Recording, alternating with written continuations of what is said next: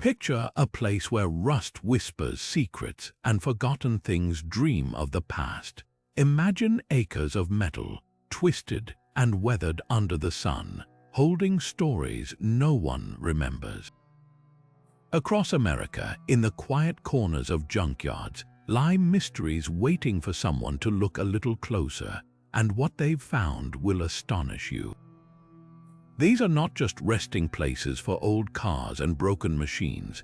They are time capsules hiding some of the most bizarre, unbelievable, and downright eerie artifacts ever stumbled upon. From everyday objects with extraordinary origins to discoveries that defy explanation, these automotive graveyards guard tales as strange as they are true. Today, we're going to venture into these overlooked worlds where the line between junk and treasure is often as thin as a shadow. You'll soon realize that something as simple as a discarded vehicle can open the door to stories of innovation, mystery, and sometimes utter bewilderment. What makes these finds so compelling isn't just their oddity, it's the human element behind them. Each item, whether it's a custom-built oddity, a relic from a bygone era, or something that just shouldn't be there, carries with it a fragment of someone's life, ambition, or mistake. Think about the curiosity it takes to peek inside a decaying trunk or to brush the dust off a peculiar shape half buried in the earth. That spark of wonder is something we all share. It's what drives explorers, historians, and everyday people to uncover stories lost to time. And in America's junkyards, those stories are waiting. They challenge what we think we know about waste and worth, and they remind us that history doesn't only live in museums. Sometimes it's hiding in plain sight, rusted and patient, just hoping to be found. In this video, we're counting down 33 of the strangest things ever discovered in US junkyards. Each entry on this list is a testament to human creativity, error, or mystery, a physical puzzle left behind for us to piece together. You'll hear about vehicles modified beyond recognition, personal belongings that hint at unresolved stories, and objects so out of place they've sparked local legends. We've compiled sightings that range from the fascinating to the spine-tingling, all united by one thing: they were found in the last places you'd ever think to look.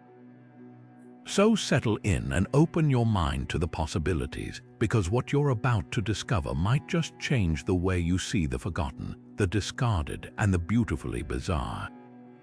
And so we begin with a discovery so extraordinary, so utterly out of this world, that it redefines the very idea of a forgotten treasure. Nestled between the crumpled husks of sedans and the skeletal remains of pickup trucks, a piece of space history was silently gathering dust. This is the story of the abandoned NAS, a Moon Buggy prototype, a vehicle built to traverse the lunar surface that somehow found its final resting place not on the moon but in an Alabama junkyard. The Lunar Roving Vehicle, or LRV, was the ingenious solution to a monumental challenge: how to give the Apollo astronauts greater mobility on the moon. This wasn't just a car, it was a marvel of engineering designed to fold up inside the cramped lunar module, withstand extreme temperature swings, and operate in the vacuum of space.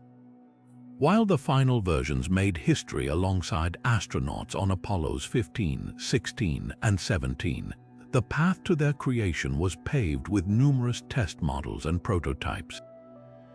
And one of those crucial early test vehicles, used by engineers on Earth to simulate the grueling conditions of lunar travel, eventually outlived its purpose. Decommissioned and seemingly forgotten, it was sold off in a lot of surplus government equipment, its true identity lost to the paperwork of bureaucracy. It then began a bizarre odyssey, passing through various hands before eventually being left to decay in a private scrapyard, its wire mesh wheels and futuristic frame mistaken for just another odd-looking industrial contraption. Its rediscovery was nothing short of electrifying. A sharp-eyed enthusiast, perhaps a historian or just a curious soul with a knowledge of the space race, recognized the unique design elements that were unmistakably NASA. The internet buzzed as photos spread. Here was a priceless artifact of human ambition, a direct relative of the machines that roamed another celestial body, sitting rusted and forlorn next to stacks of old tires. The public reaction was a mixture of awe and disbelief. How could something so significant be so carelessly discarded? It sparked a conversation about the preservation of our technological heritage and the fragile line between historic artifact and mere scrap metal. This Moon Buggy prototype is a powerful reminder that history isn't always guarded behind velvet ropes. Sometimes it's waiting patiently in the most unassuming places for someone to see it not for what it appears to be, but for the incredible story it represents. While the Moon Buggy represented a leap into the future, our next discovery is a staggering step back in time to an era of smoke, thunder, and unimaginable conflict. Buried beneath a stack of dented fenders and corroded exhaust pipes, a junkyard owner in Ohio made a find that would make any historian's heart skip a beat: a fully functional Civil War-era Gatling gun. This wasn't a replica or a prop. It was the genuine article, a rapid-fire weapon that once represented the terrifying pinnacle of mid-19th century firepower, now resting silently amid the skeletons of 20th century automobiles. The condition of the gun was nothing short of miraculous. Though caked in grime and surface rust, its core mechanism was intact. The hand crank turned smoothly, and the series of rotating barrels, the weapon's defining feature, could still spin freely. The iron and brass construction had withstood the decay of time, protected in part by the very automotive debris that had concealed it for decades. Its discovery immediately raised a flurry of complex legal and historical questions. In the United States, firearms classified under the National Firearms Act, particularly automatic weapons and those of a certain vintage, are heavily regulated. A functional Gatling gun, depending on its specific model and firing mechanism, can be considered a destructive device, making its ownership a legal minefield. The junkyard owner found himself in possession of a piece of history that was also a potentially regulated firearm, a situation far removed from the typical scrap metal transaction. The process of authentication was a fascinating journey in itself. Experts were brought in to examine the provenance markings, the manufacturing details, and the unique serial numbers. They confirmed it was an early model, likely produced by the Gatling Gun Company in the 1860s. Its journey from a battlefield to a barn and finally to a junkyard is a story lost to history, but its rediscovery sparked a public conversation about how we preserve objects of violent history. After its authentication, the gun's fate hung in the balance. It was too historically significant to be destroyed or left to decay further, yet its legal status complicated matters. Ultimately, it found a proper home through a transfer to a federally licensed museum, where it could be preserved, studied, and displayed not as a weapon of war, but as a revolutionary artifact of engineering that forever changed the nature of combat. This Gatling gun serves as a powerful, albeit grim, reminder that the echoes of our past are never truly silent. They can surface in the most mundane of places, waiting to tell their story once more. Far from the battlefields and the vastness of space, our next discovery offers a glimpse into a far more intimate and human mystery. Wedged into the corner of a California junkyard, obscured by the shell of a 1950s pickup truck, was an object designed for absolute privacy, a massive, rusted floor safe. Its door was sealed shut, its combination lock frozen solid by decades of exposure, presenting an irresistible vault of potential secrets. The junkyard owner, driven by a curiosity we can all understand, didn't bring in a safecracker, he brought in an angle grinder. The scream of metal cutting through metal finally gave way to a hollow groan as the heavy door swung open, revealing not stacks of cash or gold bars, but a stunningly preserved time capsule of personal passion from the Roaring '20s. Inside, carefully wrapped in crumbling oilcloth, was a collection of exquisitely rendered erotic drawings and paintings, alongside a bundle of letters tied with a faded silk ribbon. The art was not crude graffiti but skilled, sensitive works on fine paper, depicting figures in poses that were both artistic and deeply intimate. The style was unmistakably of the Art Deco era, with its clean lines and elegant simplicity. The letters, written in a flowing cursive hand on delicate stationery, were love poems and heartfelt correspondence between two people, their words dripping with the romanticism and clandestine passion of the 1920s. They spoke of secret meetings, stolen moments, and a love that had to be hidden from the world. This safe wasn't meant to protect wealth. It was a guardian of a private world, a relationship so precious its artifacts needed to be literally locked away from prying eyes. This incredible find instantly created a profound ethical dilemma for the junkyard owner. He was now in possession of someone's most intimate secrets. While the artwork had clear antiquarian and potential financial value, the letters were priceless to the story of the individuals involved.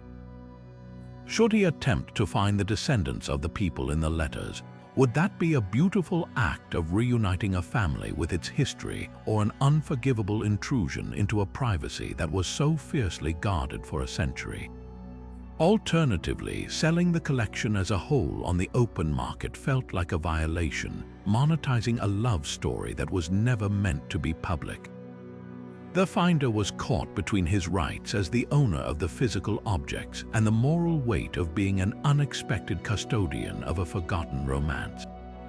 This safe reminds us that junkyards don't just hold the skeletons of machines. They can hold the skeletons of closets, preserving heartfelt secrets that challenge us to choose between historical curiosity and simple human respect.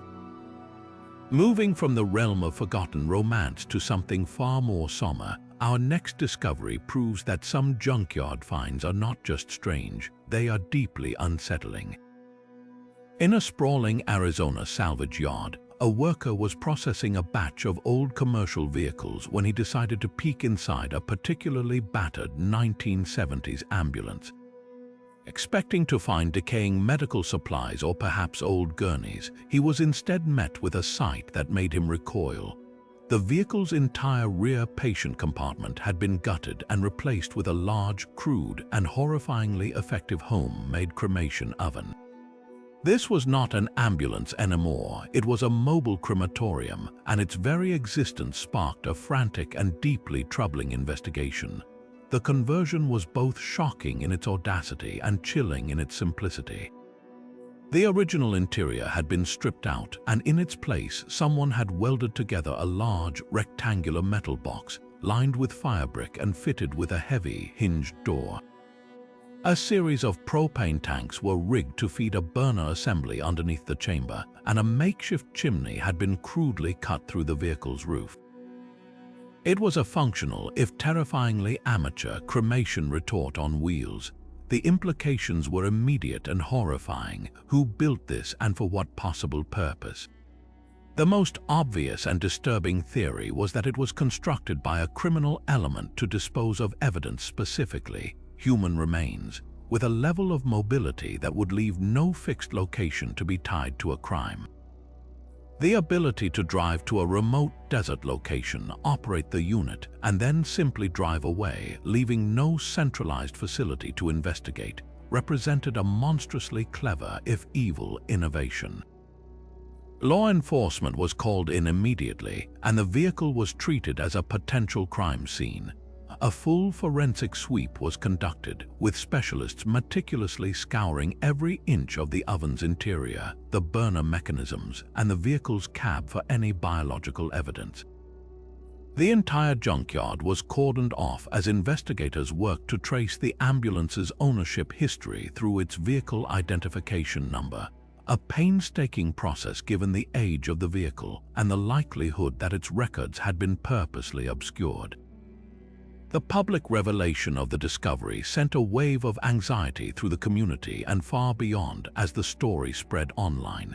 It tapped into a universal fear of the anonymous and the unknown, the idea that something so sinister could be hidden in plain sight, looking like any other abandoned vehicle until you opened the doors. Ultimately, the forensic investigation yielded no immediate answers.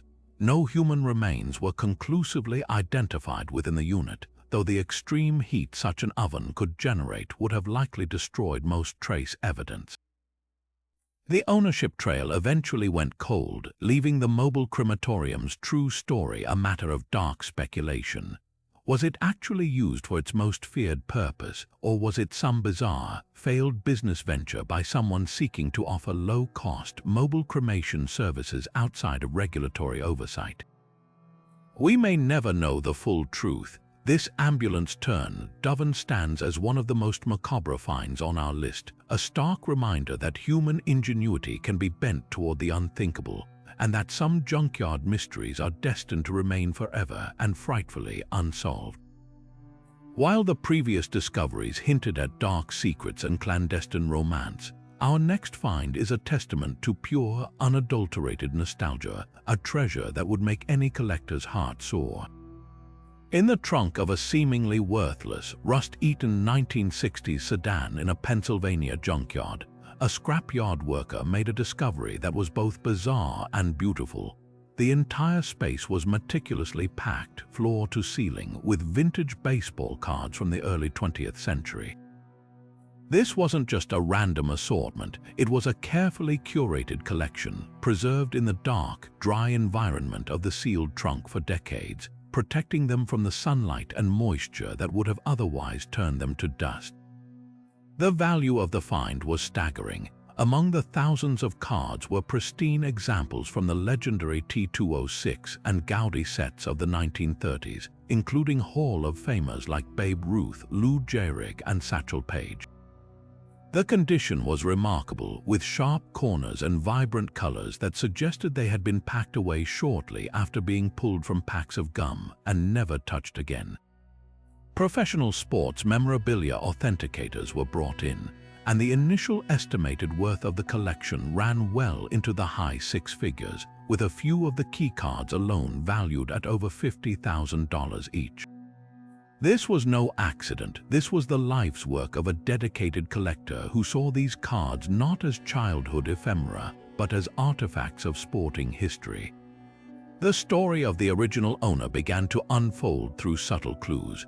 Mixed in with the cards were a few personal items: a faded photograph of a young man smiling next to a bicycle, a ticket stub from a long-forgotten minor league game, and a handwritten note listing the players he still needed to complete his set. Research pointed toward the car's last registered owner, a man who had been a devoted fan his entire life and had apparently chosen the trunk of his old car as his secret, fireproof vault. He had passed away with no immediate family, and his estate, including the car, had been sold off to settle affairs, the incredible hidden value completely unknown to the executors. The junkyard worker, now the unexpected owner of a fortune, faced a life-changing decision. He chose not to auction the collection off piece by piece for maximum profit. Instead, he worked with a reputable auction house to sell the entire collection as a single lot, ensuring this amazing time capsule of baseball history would remain intact for the next generation of collectors to appreciate, a fitting tribute to the original fan who had so lovingly assembled it. Tucked away behind a collapsing barn in a remote Kansas junkyard, a sharp-eyed visitor spotted a vehicle that was so utterly out of place it seemed like a mirage. There, nestled between a pile of tractor tires and a rotting grain truck, was the long, sleek, and unmistakable silhouette of a Soviet-era ZIL limousine. This wasn't just any old car, it was a rolling artifact from the heart of the Cold War, a vehicle designed to ferry Communist Party elite through the streets of Moscow, now sitting silently in the American heartland. Its discovery sent a jolt through the small community of classic car enthusiasts and amateur historians, sparking immediate questions about its incredible journey from the pinnacle of Soviet power to a forgotten field in the Midwest. The ZIL limousine was more than just transportation. It was a symbol of state power and a masterpiece of isolated engineering. These hand-built automobiles produced in top-secret factories were never sold to the public. They were allocated exclusively to high-ranking government officials, and the specific model found, a ZIL 114, was most famously used by the KGB. Its engineering was a fascinating study in contrasts. Beneath its imposing, formal exterior was a massive 7.7-liter V8 engine, a powerplant designed for smooth, authoritative acceleration in motorcades, not for fuel efficiency. The car's most intriguing features, however, were its security modifications. The body was reinforced with thick armor plating, the windows were made of bulletproof glass nearly 2 inches thick, and the underside was fortified to withstand a blast. Inside, amidst the faded crimson vela and Cold War-era electronics, sat an array of disconnected switches and empty console spaces that once likely controlled advanced communications equipment and jamming devices. The presence of such a vehicle in an American junkyard is a mystery wrapped in layers of geopolitical intrigue. The most plausible theory is that this particular ZIL was part of a Soviet diplomatic convoy. During the Cold War, embassies were granted certain privileges to import vehicles for their officials, and these limousines would have been a powerful statement of Soviet presence on American soil. Its ultimate fate, however, suggests a story far more dramatic than simple retirement. Perhaps it was involved in a diplomatic incident and quietly abandoned. Maybe it was used by an attaché who defected, bringing the car with him as part of a deal for asylum, only for it to be later forgotten by his descendants. The most tantalizing, though speculative, theory involves espionage. Could this limousine have been a mobile command post for intelligence operations? Its sophisticated radio equipment used to coordinate activities before being hastily stripped and dumped to avoid detection. The truth is lost to history, but the car itself remains a physical, rusting monument to a time of global tension, a ghost from a shadow war that found its final parking spot in the most incongruous of places. But as we trade the shadowy world of Cold War espionage for the bright lights of Hollywood, our next discovery proves that sometimes the magic of the movies finds its way into the most unlikely of places. While clearing out a section of his Massachusetts yard filled with forgotten projects, a man stumbled upon the weathered remains of a vehicle that looked oddly familiar. Its roof was chopped, its body was heavily modified with an aggressive, futuristic kit, and it sat on massive, wide tires. It wasn't just any custom car, it was the unmistakable silhouette of one of the most iconic movie vehicles of all time, a screen-used ambulance from the 1984 blockbuster Ghostbusters. This wasn't a replica, it was Ecto-1 itself, or at least one of the several original hero cars used during filming, left to decay under a tarp for decades. Verifying the authenticity of such a find is a meticulous process that blends forensics with fandom. The new owner began by researching the car's vehicle identification number, which traced back to a 1959 Cadillac Miller Meteor ambulance, the exact model purchased by the film's production company. But the real proof was in the unique physical details. Film historians and dedicated Ghostbusters preservationists were consulted, and they matched specific handmade modifications seen in the movie to the rusting car in the junkyard. This included the precise placement of mounting holes for the famous roof rack equipment, unique weld marks on the chassis from stunt preparations, and even faded paint overspray patterns that aligned with on-set photographs. The car was a perfect match for the Ecto-1, a version seen in Ghostbusters Roman II, making it one of a very small number of legitimate screen-used vehicles. For the community of film memorabilia collectors, a find like this is the ultimate holy grail. Unlike a poster or a prop you can hold, a hero car is the star of the show itself, a piece of cinematic history you can literally sit inside. Its value isn't just in its parts, it's in its story. Every scratch, every ding, and every spot of rust tells a tale of its life on set, from speeding through the streets of New York to being covered in marshmallow goo during the climactic battle with Stay Puft. The discovery sent shockwaves through collector forums, with offers pouring in from around the world. After a painstaking, multi-year restoration that cost far more than the initial purchase price, the car was returned to its full glory, a rolling monument to 80s pop culture.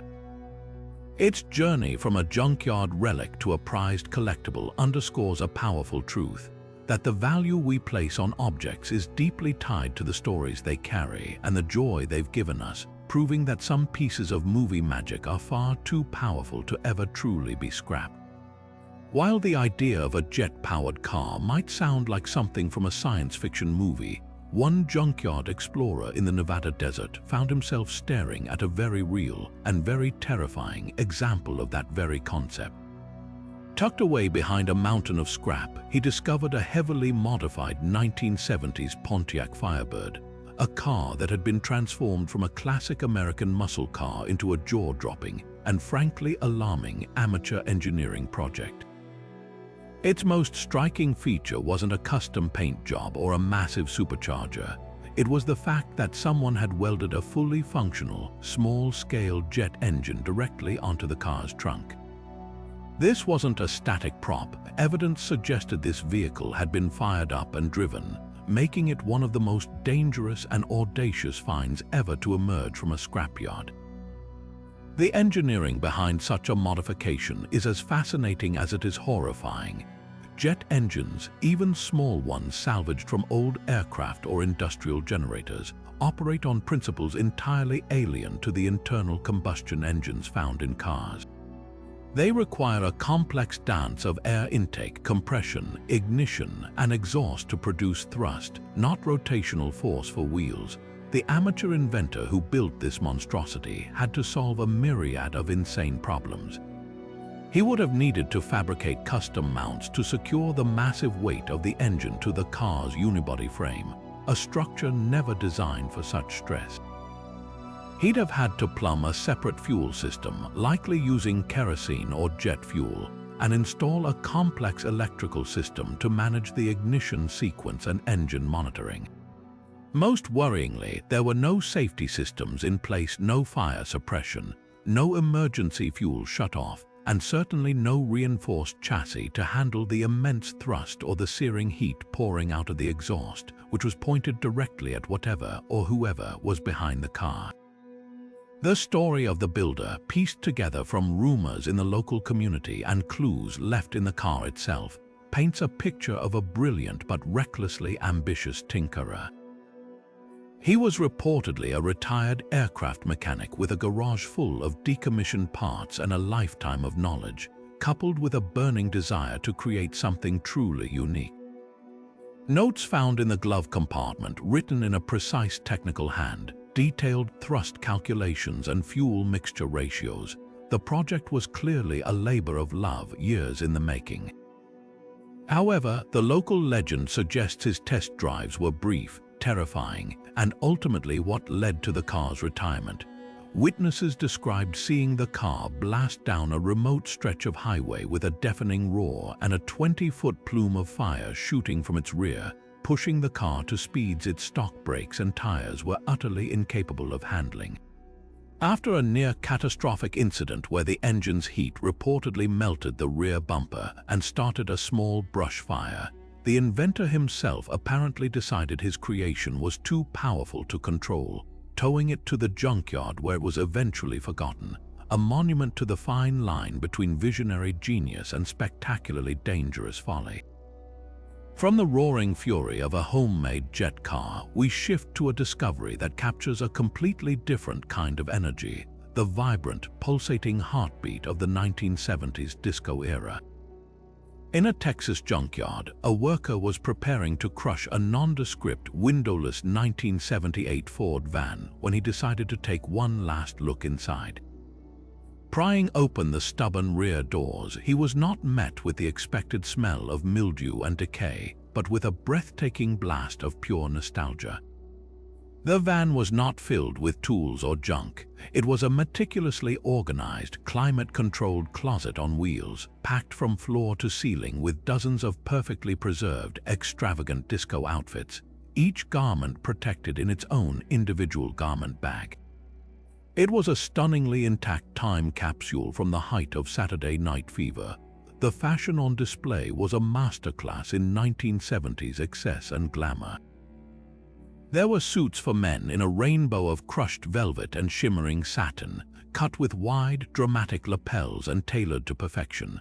For women, there were sequined halter-top dresses that caught the dim junkyard light like a mirror ball, their fabrics ranging from flowing chiffon to skin-tight lurex.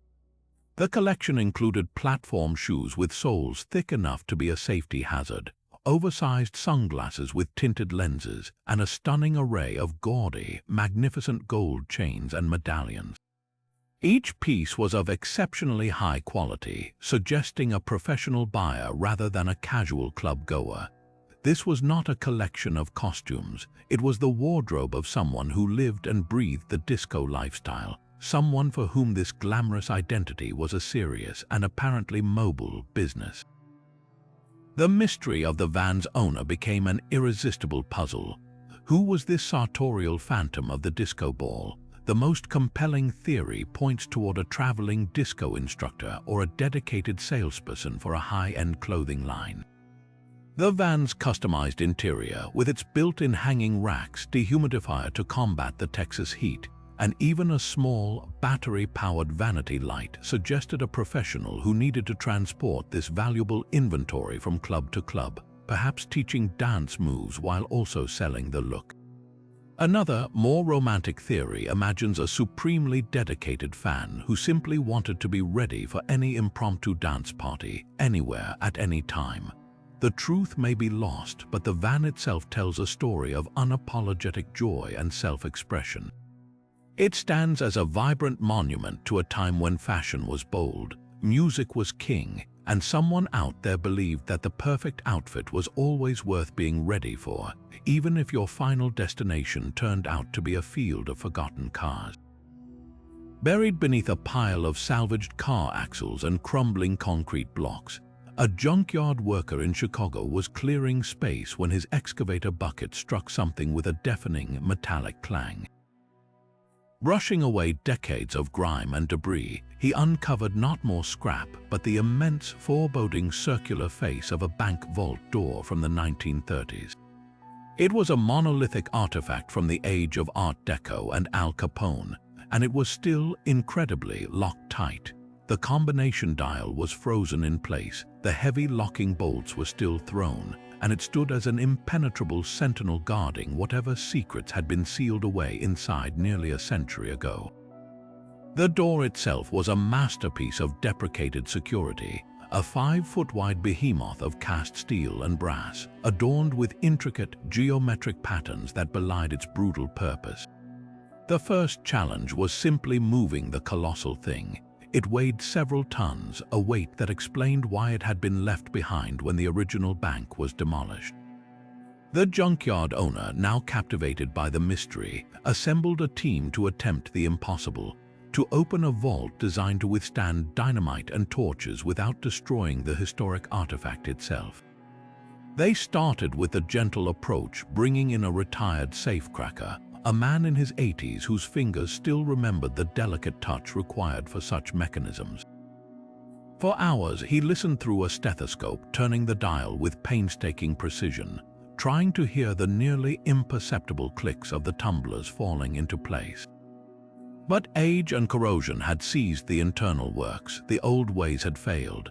Next came more forceful but still careful methods. They brought in a heavy-duty magnetic drill, attempting to bore through the hard steel around the lock mechanism to access the bolt works directly. The drill bits screamed and dulled against the vanadium steel alloy, barely making a scratch. They tried industrial-grade heat torches, but the door was designed to disperse heat, protecting the contents within from exactly such an attack.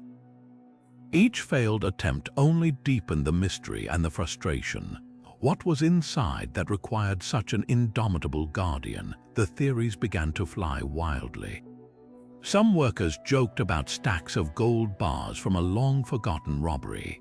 Others whispered about Prohibition-era ledgers containing the names of corrupt officials and mobsters, evidence that was purposely buried. The most tantalizing theory suggested it was a time capsule, not of treasure, but of desperation, sealed during the worst days of the Great Depression by a bank president who couldn't bear to tell his customers their money was gone, choosing instead to lock the empty vault and disappear, leaving the symbol of security intact even as the reality had crumbled away. Tucked away in the furthest, most overgrown corner of a rural Oregon junkyard, a discovery awaited that was less about mechanical mystery and more about a profound personal enigma. Beneath a canopy of moss-draped oak trees, the decaying hulk of a 1940s Cadillac hearse was slowly being reclaimed by nature. Its tires were flat, its black paint was bleached to a dull gray by the sun, and its iconic chrome grille was pitted with rust. But the true intrigue wasn't the vehicle itself, it was what remained in the back. The rear door was slightly ajar, and inside, perfectly centered on the rollers designed to carry the deceased, was an ornate, beautifully crafted coffin. The scene was a Gothic tableau, a still life of finality that was both eerily morbid and deeply puzzling. The coffin was a true artifact of funerary art, a stark contrast to the simple pine boxes or standard metal caskets common today. It was constructed from what appeared to be solid mahogany, its surface hand polished to a deep, warm luster that still shone in patches beneath a layer of dust. The craftsmanship was exceptional, featuring intricate inlays of lighter walnut that formed an elegant cross on the lid, and the interior was lined with faded but once plush, ivory-colored satin. Most notably, the coffin was completely empty. There was no evidence that it had ever been used for its intended purpose, no stains on the lining, no scuff marks on the interior, and perhaps most importantly, no lingering funereal scent. This wasn't a discarded vessel for a body, it was a custom-made piece of furniture, an object of immense personal significance that had been carefully placed in the hearse and then deliberately abandoned. So why was it left behind? The most logical explanation points toward a change of heart in a deeply personal plan. The hearse itself provided the first clue. Its registration had lapsed in the late 1960s. This was an era when alternative burials and a growing fascination with the macabre were beginning to surface in counterculture circles. The theory that best fits the evidence is that this was the property of an individual or a family with a very specific and unconventional final wish. Perhaps someone purchased the hearse and commissioned the custom coffin for themselves, intending to use the vehicle as a morbidly stylish family car or as the centerpiece of a unique funeral procession, a final statement of individuality. Maybe they planned to be buried on their own private land, bypassing traditional funeral homes altogether. Then life or law intervened. The person may have passed away in a location or in a manner that made their unusual plan impossible to execute, leaving their heirs with a hearse and a bespoke coffin they had no idea what to do with. Faced with this bizarre inheritance and the social stigma attached to it, the simplest solution was to quietly tuck it all away in the back of a junkyard, leaving a perfectly good coffin to wait for an occupant who would never arrive. It stands as a haunting monument to a plan that never came to pass, a bold statement of personal style that ultimately became someone else's secret to hide. Tucked away between the shattered remains of a school bus and a stack of worn-out tractor tires, a junkyard explorer in rural Vermont made a discovery that would make any modern patient incredibly grateful for contemporary medicine. He was inspecting an old 1950s-era panel truck, its faded logo for Doc Henderson Mobile Dentistry just barely visible under the grime. When he pulled open the heavy rear doors, he wasn't met with spare parts or tools. He was greeted by the complete, terrifying arsenal of an early 20th century traveling dentist, all meticulously organized and preserved within the rusting vehicle. This was not a collection of simple picks and mirrors. It was a rolling museum of dental nightmares, a stark reminder of a time when a visit from the dentist was something to be truly feared. The array of tools was both fascinating and horrifying. laid out in felt-lined trays, were instruments designed for brutal, pre-anesthetic efficiency. There were turnkey extractors, wicked-looking devices with a claw-like end that would be clamped onto a tooth and then twisted with a wrench until the root tore free from the jawbone. Alongside them were sets of pelicans and keys, equally medieval-looking tools that used leverage and brute force to pry teeth out. One drawer contained a complete foot-powered treadle drill, a contraption that required the dentist to pump a pedal with his foot to rotate a fearsome, spade-shaped burr at a painfully slow speed, generating immense heat and vibration. The collection also included a portable forge and casting crucible for making fillings, a terrifying prospect considering the mercury used in period amalgams. Each tool was a masterclass in function over comfort, designed for a time when the priority was speed and durability, not patient experience. They were beautifully crafted from polished steel and ivory, but their elegant craftsmanship only made their grim purposes more unsettling. The historical context of this mobile clinic paints a vivid picture of healthcare in rural America.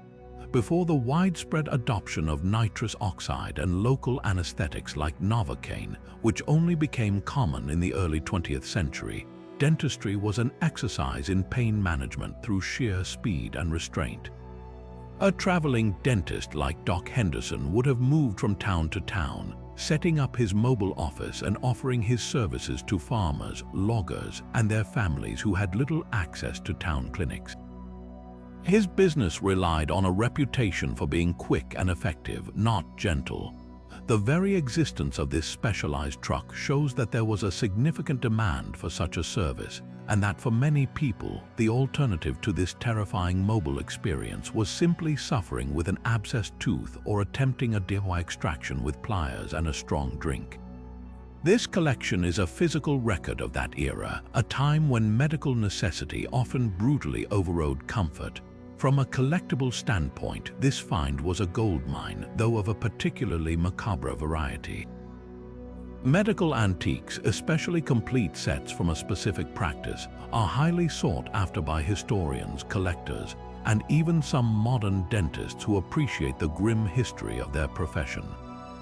The value isn't just in the individual pieces, but in the story they tell as a complete kit.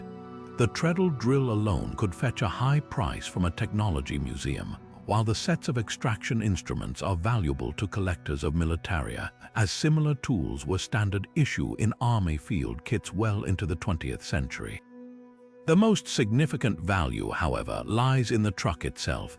A fully restored Doc Henderson mobile dentistry vehicle, complete with its original frightening contents, would be a one-of-a-kind exhibit, a stunningly authentic time capsule that could captivate visitors at a medical museum or a history-themed auto show. It stands as a chilling tribute to how far we've come, a collection of tools that represent both the ingenuity of their time and the immense human cost of progress. Amidst the orderly rows of cannibalized chassis and neatly stacked engines, one vehicle in a Florida junkyard stood out not for what was missing, but for what had taken root. It was a once proud 1965 Mustang, now a living sculpture in an unlikely collaboration between human industry and untamed nature. A massive oak tree, its trunk thick and gnarled with age, grew directly up through the gaping hole where the car's V8 engine had once been, its roots snaking through the empty engine bay and burrowing deep into the earth below. The tree had not simply grown beside the car. It had consumed it, weaving the automobile into its very being and creating a breathtaking monument to the relentless, patient power of the natural world. The biological process required for this fusion is a slow, powerful testament to time and perseverance. It likely began decades ago when a single acorn, perhaps dropped by a bird or carried by the wind, found a tiny patch of soil that had collected in the rusting engine bay. That small seed germinated in a space of pure metal, sending its first tender roots searching for nutrients and moisture. Over the years, those roots grew thicker and stronger, following the path of least resistance through rust holes and around mechanical obstructions.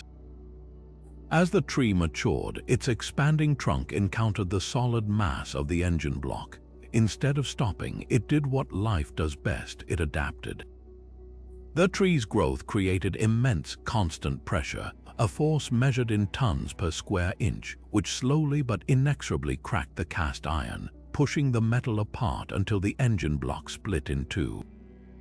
The tree didn't attack the car, it simply grew, and the car, in its static silence, could only yield to this unstoppable, living force. The visual impact of the discovery is profound, a jarring and beautiful juxtaposition that speaks to a deep, almost philosophical truth. Here is the Mustang, an iconic symbol of American freedom, speed, and post-war industrial might, now utterly imprisoned and cradled by a force that is older and more powerful than any machine. The sleek, angular lines of the automobile are softened by the organic, flowing form of the wood and leaves. Sunlight filters through the canopy, dappling the rusted hood and cracked dashboard in a way that no artificial light ever could.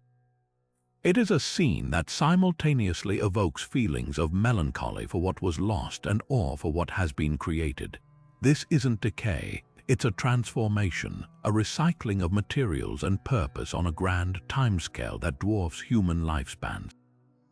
For the junkyard owner and the visitors who eventually stumbled upon it, the tree car became more than just a curious oddity.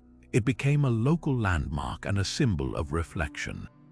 It serves as a silent, powerful reminder of our own place in the world. Our creations, no matter how powerful, complex, or beloved, are ultimately temporary. Nature operates on a clock that ticks far slower than our own, and when we are gone, it will patiently and inevitably begin the process of reclaiming what was always hers. This Mustang, locked in a permanent embrace with an oak tree, is a frozen moment in that process, a hauntingly beautiful and humbling picture of the world's quiet, persistent reclamation.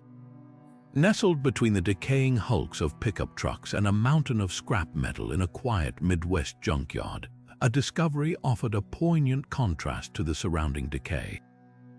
It was a 1953 Chevy school bus, but its faded, hand-painted lettering revealed a far more gentle purpose: Hillsborough County Mobile Library. Its tires were flat and its yellow paint was bleached by decades of sun. But when the creaking door was pulled open, the air that escaped was not of rust and gasoline, but of old paper, leather, and quiet stories patiently waiting. The bus was a perfectly preserved time capsule from the dawn of America's mobile library movement, its shelves still neatly lined with hundreds of books, each one a portal to a different world. The collection inside was a direct reflection of mid-century America's literary tastes and aspirations. There were well-thumbed copies of popular novels by authors like John Steinbeck and Ernest Hemingway, their spines cracked from repeated journeys into the hands of eager readers. There were non-fiction books on farming techniques and home economics, practical knowledge for a rural community. Most touchingly, the children's section at the rear of the bus was still vibrant, filled with classic picture books, early Hardy Boys mysteries, and primers with colorful illustrations, their pages likely turned by countless young fingers. Many of the books still had their checkout cards tucked into little paper pockets glued inside the front cover, the neatly penciled names and dates telling silent stories of their own, a record of the families, the farmers, the children who had relied on this rolling repository of knowledge and escape. The cultural importance of such a mobile library cannot be overstated, particularly for the rural communities it served. In the 1950s, vast stretches of America had no easy access to a town library. For families living on remote farms or in small, unincorporated villages, this bus was not a luxury. It was a vital lifeline to the wider world. Its scheduled arrival was a monthly event, a day marked on calendars where children could discover new adventures and adults could access information that improved their livelihoods and provided a much-needed respite from their labor.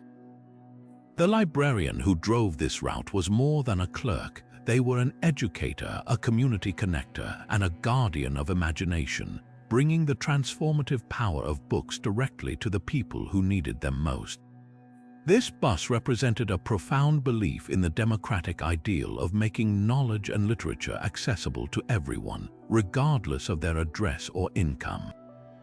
The mystery of why such a cherished community resource was abandoned, fully stocked, is a story tinged with sadness. The most likely explanation is a simple, bureaucratic one: budget cuts. As school districts consolidated and county funding priorities shifted in the 1970s and 80s, non-essential services like mobile libraries were often the first to be axed. The bus, having reached the end of its reliable service life, was probably deemed too expensive to replace. Rather than go through the laborious process of removing and redistributing every single book, it seems the entire unit was simply sold off at a surplus auction to a scrapyard, its cultural value completely overlooked by the officials who signed the paperwork. Its final driver, perhaps heartbroken at the loss of their route, might have left it fully stocked as a quiet act of protest, or perhaps as a monument to the service they were so proud to provide. This bus, therefore, is not just a collection of old books. It is a monument to a discontinued promise, a rusting reminder of a time when a community's commitment to learning and connection literally came right to your doorstep. While the rolling library represented a noble, community-focused purpose, our next discovery veers into the realm of pure, unadulterated whimsy, proving that one person's artistic vision can transform a mundane object into a legendary spectacle. In a dusty Arizona junkyard, surrounded by the conventional shapes of sedans and trucks, sat a vehicle that defied all automotive logic. It was a car, or at least it had once been, but its entire body had been painstakingly reshaped and reskinned to form the unmistakable form of a giant, lace-up work boot. This was not a crude prank. It was a masterwork of folk art, a hilarious and heartfelt expression of creativity known as the shoe car, and its discovery was like finding a punchline to a joke everyone had forgotten. The personality of the creator is written into every inch of the vehicle's bizarre design. Through local legend and scant records, the story emerged of a retired cobbler, a man who had spent his entire life repairing and crafting shoes. For him, the humble boot was not just an object, it was a symbol of hard work, reliability, and the foundation of a life well lived. In his retirement, armed with a lifetime of experience shaping leather and a wonderfully eccentric sense of humor, he decided to pay tribute to his trade in the most grandiose way possible. He acquired an old, running car believed to be a modified Volkswagen Beetle chassis for its rear engine, simplicity and affordability, and set to work. He hand-formed the body out of sheet metal and fiberglass, sculpting the iconic rounded toe, the sturdy heel, and even adding functional details like giant, real laces that threaded through oversized metal eyelets. The windshield was cleverly integrated into the shoe's tongue, and the headlights were mounted where the ankle support would be, ensuring the car was still street legal for his joyrides around town. The shoe car's current status represents a fascinating journey from junkyard oddity to celebrated art piece. After the original creator passed away, the vehicle lost its guardian and was sold off with the rest of his estate, its true value unrecognized by those who saw it as just a broken-down novelty. It sat in the junkyard for years, a curious landmark for locals but slowly succumbing to the desert sun. Its salvation came from a collector with a keen eye for American folk art, who recognized the car not as a failed vehicle but as a triumphant sculpture. It was carefully extracted, restored not to showroom shine but to preserve its original quirky character, and eventually found a permanent home in a museum dedicated to unusual automobiles. There, it is no longer seen as junk or a bizarre joke. It is displayed as a prime example of outsider art, a tangible piece of one man's boundless imagination, and a testament to the human desire to create something truly unique. It stands as a joyful rubber meets the road reminder that art isn't confined to galleries. It can be built in a garage, driven down a highway, and ultimately inspire a smile from everyone lucky enough to see it. Half buried in a dune of wind-blown sand at the edge of a New Mexico junkyard, a vehicle stood out not for its rust but for its purposeful modifications.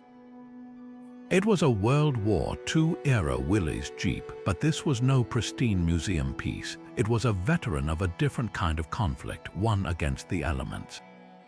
Its military green was faded to a pale sage by a relentless sun, and every inch of it spoke of a brutal, private campaign into the desert. The modifications were extreme and highly specific. Huge sand tread tires had been fitted to axles that were visibly reinforced to handle brutal off-road punishment. The windshield was entirely removed, eliminating any glare or reflection that could betray a position, and the body had been stripped of every non-essential item, including doors and even part of the roof to save precious weight. Most striking was the custom array of 6 auxiliary fuel cans welded to a frame on the back, massively extending its range far beyond what any sane person would need for a simple pleasure drive. This Jeep wasn't built for fun. It was built for a serious, self-sufficient, and deeply remote expedition. Inside the dusty cab, tucked into a waterproof metal box bolted under the dashboard, was the core of the mystery, a set of hand-drawn maps. They were not standard government survey charts or commercially available road maps. These were meticulous, personal creations drawn on heavy, weathered parchment with a precise, technical hand. They depicted a vast and incredibly barren section of desert, detailing arroyos, specific rock formations, and dry riverbeds with an almost obsessive level of detail. Yet, for all their precision, they were ultimately maps to nowhere. The landmarks they noted were so hyper-specific and remote that they didn't correspond to any known trail, mining claim, or archaeological site. Even more cryptic were the annotations scrawled in the margins in faded ink, a series of numbers that looked like coordinates, but which were offset just enough from true geographic points to be useless, and strange, abbreviated phrases like false cairn, dry fall, and listen. It was the cartographic equivalent of a riddle, a guide that only its creator could fully decipher, suggesting a destination so secret or valuable that its precise location couldn't risk being recorded plainly. Theories about the Jeep's purpose and its owner's fate are as vast and varied as the desert itself. The most compelling theory centers on the post-war boom in uranium prospecting during the 1950s. The Geiger counter craze drove countless amateur geologists into the Southwest, armed with little more than a map, a dream, and a radiation detector. It's plausible that Jeep's driver was one such prospector, a former soldier perhaps, who used his knowledge of vehicles and navigation from the war to mount a solo expedition based on a rumored vein or a vague geological survey. His custom maps could have been drawn from aerial photographs or whispered directions, leading him on a search for the motherlode that would never materialize. Another, more shadowy theory involves smuggling. The remote, trackless desert has long been a corridor for moving goods outside the view of authorities. The Jeep's incredible range and off-road capability would have made it a perfect vehicle for meeting contacts in the middle of nowhere, and the coded maps would be essential for navigating to unmarked rendezvous points without leaving a paper trail. The ultimate fate of the driver is the deepest mystery. The Jeep was found abandoned but largely intact, with no signs of a violent struggle or a catastrophic mechanical failure. Its discovery suggests the driver set out on foot, either by choice or by desperate necessity. Perhaps his calculations were off, and he underestimated the water or fuel required, forcing him to abandon his vehicle in a final, doomed attempt to walk to salvation. Maybe he found what he was looking for, be it uranium, a smuggler's cache, or something else entirely, and met with an accident or an unfriendly party at the site itself, never making it back to his trusted Jeep. The vehicle and its cryptic maps stand as a solemn monument to that most human of traits, audacious ambition. It represents the powerful drive to venture into the unknown, armed with preparation and hope, and the haunting reality that sometimes the desert keeps its secrets and those who seek them forever. Tucked away in the farthest corner of a bustling New Jersey junkyard, hidden beneath a musty tarp and a layer of grime, was a vehicle that seemed to shrink from attention, a plain, white 1990s Ford Econoline van. Its windows were heavily tinted, and it gave off an aura of deliberate anonymity.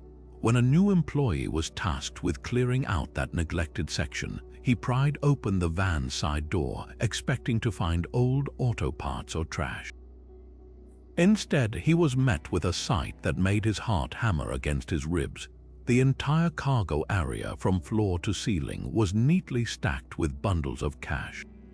It was a fortune in plain sight, a seemingly endless sea of green. But as he reached for one of the tightly wrapped bricks, a cold dread washed over him.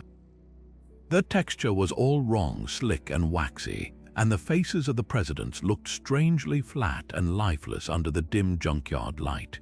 He wasn't looking at a treasure, he was staring into the heart of a massive criminal operation. This van was a mobile counterfeit printing press, and it was filled with millions of dollars in nearly perfect fake currency. The quality of the forgery was what truly stunned the federal agents who swarmed the junkyard within hours of his call. This was not the work of amateurs using inkjet printers. This was a professional, sophisticated setup. The bills were primarily in $20 and $50 denominations, the notes most commonly used in everyday transactions and thus less likely to be scrutinized heavily. They had the correct feel and weight, achieved by bleaching lower denomination $1 and $5 bills and then reprinting the higher value designs onto the authentic cotton blend paper. This clever technique meant the counterfeit notes would pass the most common pen test used by clerks, as the pens react to the starch in wood-based paper, not the cotton fiber paper used by the US Treasury. The printing was done with an offset press, a piece of equipment that required significant skill to operate and produced sharp, clear microprinting and color-shifting ink that mimicked the real thing with terrifying accuracy. These were not movie money props, they were functional weapons designed to destabilize trust in the national economy, one seemingly real transaction at a time. The involvement of the United States Secret Service immediately elevated the investigation from a local crime to a federal priority. Many people are surprised to learn that investigating counterfeiting is one of the oldest and primary missions of the Secret Service, established by President Abraham Lincoln on the very day he was assassinated. Their forensic experts descended on the van, treating it not as a vehicle but as a crime scene. They dusted for fingerprints on the reams of paper and ink canisters, pulled DNA from a half-empty water bottle found under the driver's seat, and began the meticulous process of tracing the serial numbers on every single bill, both real and fake, to track the print run and distribution network. The van itself was a goldmine of evidence. Its vehicle identification number had been expertly filed away, but forensics teams used acid etching to raise the numbers again, leading them to a fake dealership in another state and eventually to a larger ring. The prevailing theory among investigators is that this van was a distribution hub, a critical but disposable link in a much larger chain. It was likely used to transport the freshly printed bills from a secure, stationary print shop to lower-level members of the ring passers, who would then funnel them into circulation at shopping malls, casinos, and grocery stores across several states. The decision to abandon the van in a junkyard suggests something spooked the operators. Perhaps they feared the authorities were closing in, or maybe a rival group was on their trail. Rather than risk moving it again, they drained it of fuel, removed the license plates, and walked away, leaving a fortune in useless paper behind. The discovery of this van was a major break in a much larger case, a single thread that, when pulled, would likely lead to the unraveling of an entire criminal enterprise and prevent millions more in fake currency from hitting the streets, a silent victory for the often unseen agents who work tirelessly to protect the integrity of every dollar in your wallet. Tucked away behind a stack of rusting fenders, its whimsical purpose a stark contrast to the grim utility of its surroundings, was a vehicle that seemed to have driven straight out of a state fair from half a century ago. It was a brightly painted, albeit faded, 1950s Studebaker truck, and its modified flatbed wasn't loaded with tools or cargo. It was a self-contained, fully operational carnival game.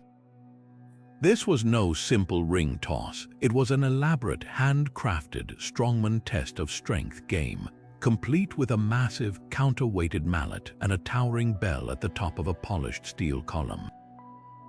The entire setup, from the leather-wrapped handle of the hammer to the hand-painted scoring markers, was preserved in near-perfect condition, a dazzling relic of a bygone era of American entertainment. The mechanics of the game were a masterpiece of simple, robust engineering, designed for endless operation under the punishing conditions of the carnival midway. The centerpiece was the mallet itself, a deceptively heavy sledgehammer head mounted on a long, flexible hickory handle. When a player swung it down onto the striker plate, the force would launch a metal puck up the vertical track inside the sealed column. The trick to the game's profitability and its enduring challenge was the counterweight system. A carefully calibrated weight was attached to the puck inside the column. The force needed to send the puck high enough to ring the bell was just beyond the capability of the average person, requiring a perfect combination of strength, technique, and a little bit of luck. The carnival barker who operated this game would have been a master of psychology, effortlessly ringing the bell himself to demonstrate its possibility while coaxing and teasing passers-by into testing their might for a chance to win a prized plush toy. This self-contained carnival on wheels represents a deeply romanticized and very real chapter of American life. Before the dominance of television and digital entertainment, traveling carnivals were magical events that brought excitement and wonder directly to small towns and rural communities. The arrival of the carnival was a spectacle, a burst of light, music, and energy that transformed a vacant lot into a temporary city of wonders. The operators of these games were modern-day nomads, skilled tradespeople who lived their lives on the road, moving from town to town according to a meticulously planned seasonal circuit. This truck wasn't just a business, it was a home and a livelihood. The cab would have held all the owner's personal belongings, while the game itself on the back was the engine that funded their nomadic existence. It speaks to a time of face-to-face interaction, of manual skill, and of a very tangible, if sometimes cunning, form of entertainment that has all but vanished from the modern landscape. The mystery of why such a valuable and functional piece of history was abandoned is a poignant one. The most likely story is one of quiet retirement. The owner, perhaps an aging carny with no apprentice to pass the business on to, may have simply driven the truck to the junkyard themselves after one final season. The post-war carnival boom began to fade as entertainment options multiplied, and maintaining a traveling life grew harder. Faced with the prospect of a sedentary retirement and having no family to inherit this very specialized rig, the simplest solution may have been to sell it for scrap, leaving a lifetime of memories and a perfectly functional piece of magic to silently gather dust under the open sky, a final, permanent parking spot for a life spent in constant, glorious motion. Its battered grille and sun-bleached paint made it just another forgotten workhorse in a Georgia junkyard. But a closer look at this 1936 Ford pickup truck told a different story, a darker one. The first clue was the windshield, a single pane of glass spiderwebbed with cracks that radiated out from not one, but three distinct small-caliber bullet holes. This wasn't the result of a random act of vandalism. The precision of the shots, clustered tightly together on the driver's side, suggested a professional and deliberate attempt to take out the person behind the wheel. The truck's cab became a silent crime scene, a frozen tableau of violence from an era when gangland shootings were front-page news, and the roar of a V8 engine could signal either commerce or calamity. The true secret of this vehicle, however, wasn't written on its shattered surface but hidden within it. While inspecting the cab floor, a curious investigator noticed that the dimensions of the interior didn't quite match the exterior profile. A tap with a hammer revealed a hollow, echoing sound beneath the driver's seat. After carefully peeling back the layers of cracked linoleum and rotting floorboards, they discovered the truck's sinister modification. A false floor, creating a shallow, wide compartment just deep enough to lie flat. This hidden space was no amateur job. It was expertly crafted from welded steel, seamlessly integrated into the truck's frame, and accessible only through a nearly invisible release lever tucked up under the dashboard. It was a smuggler's hole, a classic bootlegger's trick designed to conceal contraband from prying eyes of law enforcement during the height of Prohibition. Piecing together the truck's probable history sends us down a rabbit hole of Southern Gothic intrigue. Georgia in the 1930s was a hotbed for moonshine runners, with backwoods stills feeding a thirsty nation and local sheriffs often turning a blind eye for a cut of the profits. This Ford, with its powerful flathead V8 engine, would have been the perfect vehicle for outrunning revenue agents on winding mountain roads. The hidden compartment could have been packed with glass jars of clear, potent whiskey, the very lifeblood of an underground economy.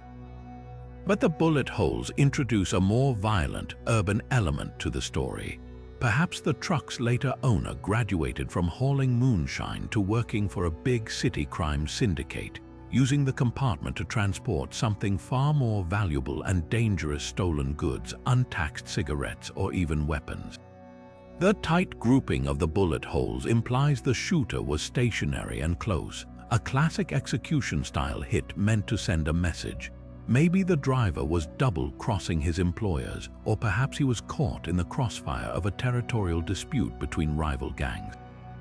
The truck itself, found abandoned in a junkyard, suggests the driver might not have survived the encounter, his final ride ending not with a roaring engine, but with the cold, sharp crack of gunfire and the slow creep of rust. Towering over a pile of discarded appliances in a Washington state junkyard, the massive yellow form of a retired school bus presented a familiar sight, but a peek through its dusty windows revealed a world transformed. This was no longer a vehicle for ferrying children. It was a hardened bunker on wheels, a stark monument to one individual's profound fear of societal collapse. Every modification, from the sheets of welded scrap metal armor over the windows to the roof-mounted rainwater collection system, spoke of a meticulous and determined mind preparing for a day they hoped would never come, but were certain eventually would. The interior was a masterclass in apocalyptic DIY, a claustrophobic yet functional labyrinth of survival technology. The rows of school bus seats had been ripped out and replaced with tiers of crude wooden shelving stocked with an overwhelming inventory of canned goods, dried beans, and rice, each container meticulously labeled with a date. A small wood-burning stove, its chimney pipe expertly vented through the reinforced roof, stood bolted to the floor in the center of the bus, surrounded by stacks of kindling. Medical supplies far beyond simple bandages filled one cabinet: sutures, antibiotics, and even surgical tools, suggesting the owner had studied far beyond first aid. The most chilling detail was the armory, a locked steel cabinet bolted to the frame, its door hanging open to reveal empty gun racks and scattered boxes of ammunition. It was clear the bus had been designed for long-term, autonomous survival, a self-sufficient capsule intended to weather the end of the world. The story of the bus's owner began to emerge from the personal artifacts left behind. Tucked into a folder in the driver's area was a stack of handwritten notebooks, their pages filled not with paranoia, but with precise, logical calculations. There were diagrams for crop rotation, lists of edible native plants, and detailed notes on water purification methods. A well-worn copy of the U.S. Army Survival Manual sat on the dashboard, its margins filled with annotations. This was not the work of a frantic doomsayer. It was the project of a prepper, a person who dedicates themselves to readiness for any catastrophe, from a natural disaster to a total economic breakdown. The tone in the notes was calm, methodical, and resigned, the work of someone who saw preparedness not as a fear, but as a fundamental responsibility. The mystery of why this years-long project was abandoned is perhaps the most human part of the story. There was no sign of struggle or a panicked departure. The most likely explanation is a quiet, personal surrender. The owner, perhaps advancing in age or facing a terminal illness, may have simply realized that the future they had spent so long preparing for would now unfold without them. The immense effort of maintaining the bus, the constant rotation of supplies, and the isolation of such a commitment may have finally become a burden too heavy to bear. In the end, they didn't drive their fortress into the coming storm. They parked it in a field of forgotten things, walking away from a lifetime of preparation and leaving their armored dream to be discovered by chance. A powerful and poignant reminder that the most common apocalypse we face is not the end of the world, but the simple, inevitable passage of time. Amidst the sea of dented steel and shattered glass, a shape both elegant and entirely out of place began to emerge. It was the unmistakable silhouette of a Rolls-Royce Silver Shadow, its classic lines and proud grille buried beneath a collapsing mountain of scrap metal and discarded tires. The sight was one of profound irony, a symbol of ultimate luxury and refinement, a machine hand built to whisper along boulevards, now resting in the one place designed for the unwanted and the broken. Its paint, once a deep, lustrous black, was now a spiderweb of scratches beneath a thick coat of dust and grime, and its famous Spirit of Ecstasy hood ornament was missing, likely pried off long ago by a scavenger unaware of the treasure they were standing on. The potential value of this particular find sent a jolt through the small community of classic car restoration experts. The Silver Shadow, produced from 1965 to 1980, represented a pivotal moment for Rolls-Royce, being their first model to feature a monocoque chassis and automatic suspension. While not as astronomically valuable as its predecessors like the Silver Cloud, a well-restored Shadow can still command a respectable sum, often ranging from $20,000 to $40,000 depending on its condition and provenance. But the true worth of this car wasn't just in its market price, it was in its symbolic victory. To rescue a Rolls-Royce from a junkyard is to perform automotive archaeology at its finest, to reclaim a masterpiece from the brink of oblivion and return it to its rightful place on the road. The cost of such a restoration, however, would be staggering, easily surpassing the car's final value. It becomes a labor of love, not logic, a project undertaken by someone who sees not a ruined car, but the ghost of greatness waiting to be revived. The mystery of how this pinnacle of British engineering ended up in such an ignoble resting place is a story familiar to restorers. Often, these cars don't suffer a single catastrophic failure, but instead fall victim to a death by 1,000 cuts. A minor electrical fault in its complex system can be a diagnostic nightmare, and a failure of the proprietary hydraulic suspension system, the famous rising carpet ride, can mean a repair bill that far exceeds the car's value in its current state. An owner facing a 5-figure estimate to fix a car they may have purchased for a song often makes the heartbreaking but financially sensible decision to cut their losses. The car is then sold to a scrapyard for a few $100s, its parts worth more than its whole. There it sits, a monument to the harsh economics of owning even a discounted luxury, waiting for that one unique individual who sees the potential for glory where others only see a rusting money pit. Wedged between a gutted minivan and a stack of bald tires, a forgotten 1962 Chevrolet Bel Air sat under a blanket of dust, its two-tone paint faded but its chrome still hinting at past glories. A curious scrapper, drawn by the car's classic lines, decided to peer through the grimy rear window and was met with a burst of color that defied the junkyard's monochrome decay. The entire backseat was not filled with trash or parts. It was a pristine, carefully arranged treasure trove of vintage holiday decorations, each item sealed in its original box as if waiting for a celebration that never arrived. It was a time capsule of pure, unadulterated joy, a silent Christmas morning preserved for decades in the most unlikely of places. The collection was a masterclass in mid-century holiday aesthetics, a vibrant snapshot of post-war American optimism. There were boxes of shiny, bright glass ornaments in their classic cardboard houses, the balls shimmering with brilliant hues of scarlet, gold, and silver, each one delicately hand-painted with stripes or swirls. Tucked beside them were strings of large bulbs, see 7 Christmas lights, their thick, brilliantly colored glass and pointy tips looking like something from a classic Hollywood film set.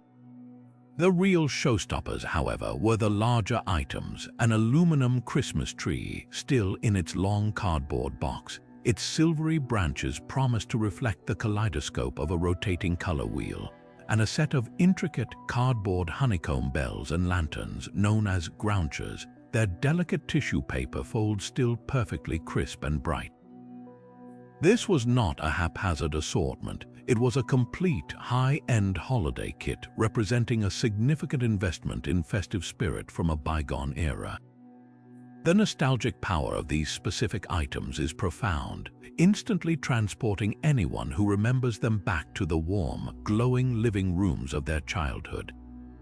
These decorations hail from an era before minimalism and LED efficiency, a time when Christmas decor was bold, tactile, and unapologetically festive. The weight of a glass shiny bright in your hand, the gentle heat and unique scent of the large, hot-to-the-touch C7 bulbs, the magical, almost space-age shimmer of an aluminum tree, these were sensory experiences that define the season. They represent a slower, more deliberate way of celebrating, where decorating the tree was a family event that unfolded over an afternoon, not a quick task squeezed in between other obligations. Finding this collection feels like uncovering a shared cultural memory, a direct link to the cozy, hopeful heart of a 20th century American Christmas. The story of why this entire festive arsenal was abandoned, perfectly preserved in the back of a classic car, is a gentle mystery. The most likely scenario is one of simple life changes. Perhaps the original owner, after decades of hosting legendary family Christmases, moved into a smaller home or a retirement community where such an extensive display was no longer practical. The belongings were packed into the car for a trip to a new home or perhaps to be donated, but for some reason that final journey was never completed. The car itself may have developed a mechanical issue, and with its owner unable to drive it or afford repairs, it was sold off to a scrapyard with its precious cargo still inside, the new owner completely unaware of the cheerful treasure they had acquired.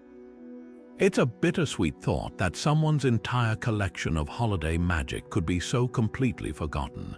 Yet there's also a strange beauty in its preservation, a silent, sparkling promise that the joy of the season can endure even in the quietest and most forgotten of places. But a discovery in a quiet Missouri junkyard would prove that some vehicles don't just hold stories, they hold evidence, and for one infamous cold case, this particular car was the key that finally unlocked a decades-old mystery. Tucked away under a tarpaulin, its paint sun-bleached and its interior reeking of mildew, was a white 1987 Ford Limited.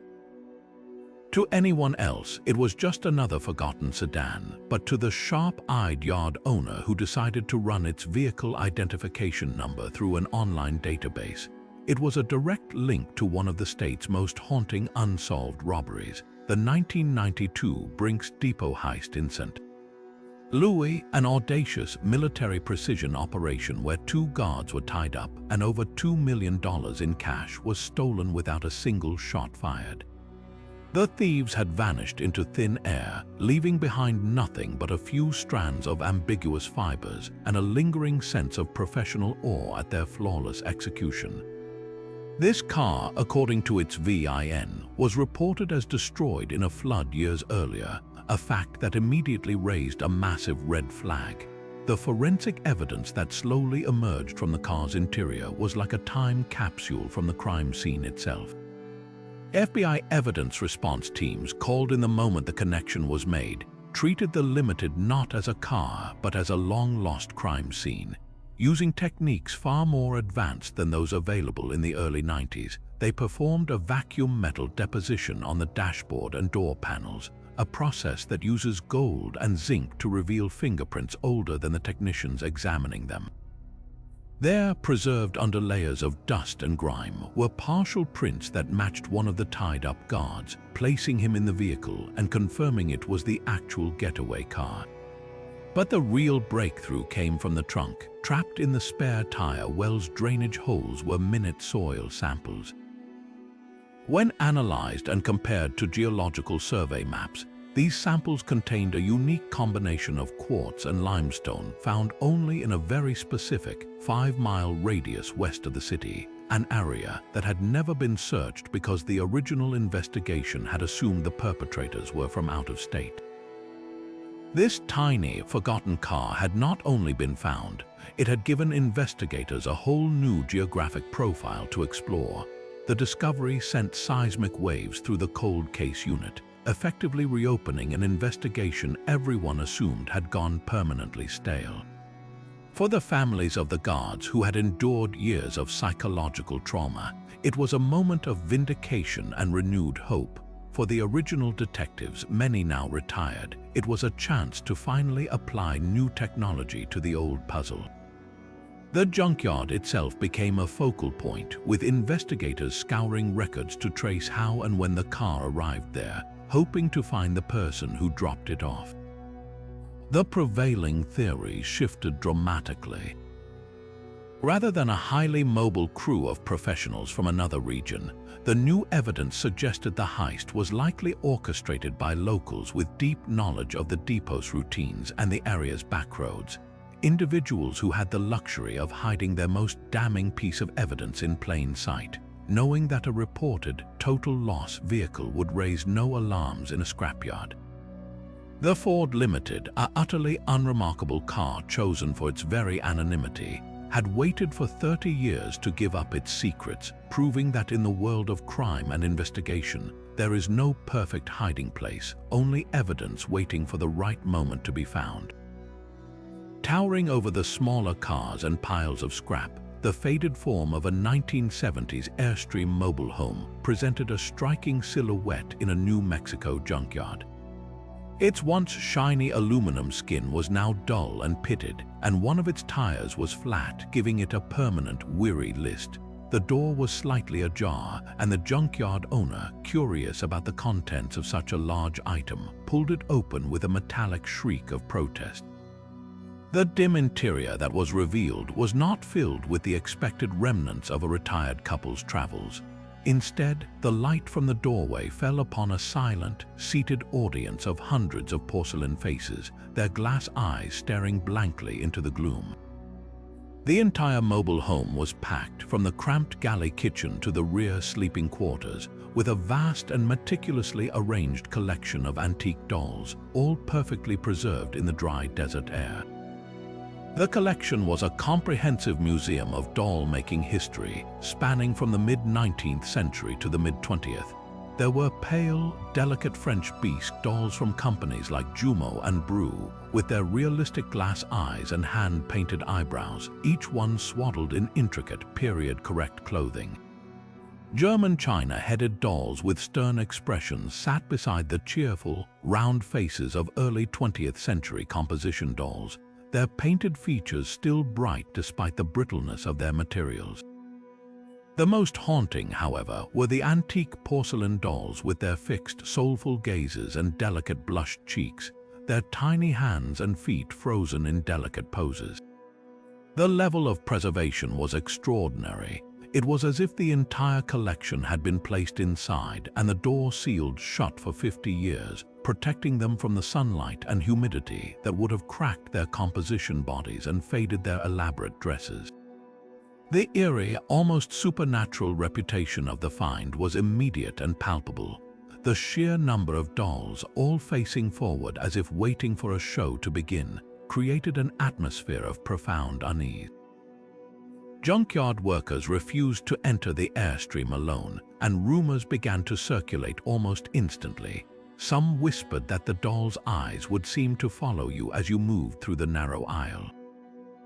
Others swore that on particularly quiet, windless nights, the faint sound of a music box could be heard emanating from within the sealed trailer. This reaction taps into a deep-seated cultural fear known as automatonophobia, the unease surrounding humanoid figures that are almost but not quite lifelike. Their silent, watchful presence triggers a primal instinct, a feeling of being observed by something that possesses a semblance of life but is fundamentally inanimate. The trailer became less of a discovery and more of a local legend, a modern-day ghost story centered not on a person but on a congregation of objects. The story of the collector, pieced together from a few personal effects left in the trailer's glove compartment, painted a portrait of a profoundly solitary individual. Receipts and notes suggested she was a woman who had dedicated her entire life to seeking out and preserving these beautiful, fragile figures, perhaps finding a sense of order and companionship in their silent perfection that the outside world failed to provide. The mobile home itself was likely her way of staying with her entire collection, a traveling museum that allowed her to never be separated from her life's work. The ultimate reason for its abandonment remains a mystery. Perhaps she passed away with no known heirs and her entire estate, including the Airstream and its contents, was sold off to settle debts, the new owners completely unaware of the peculiar treasure inside.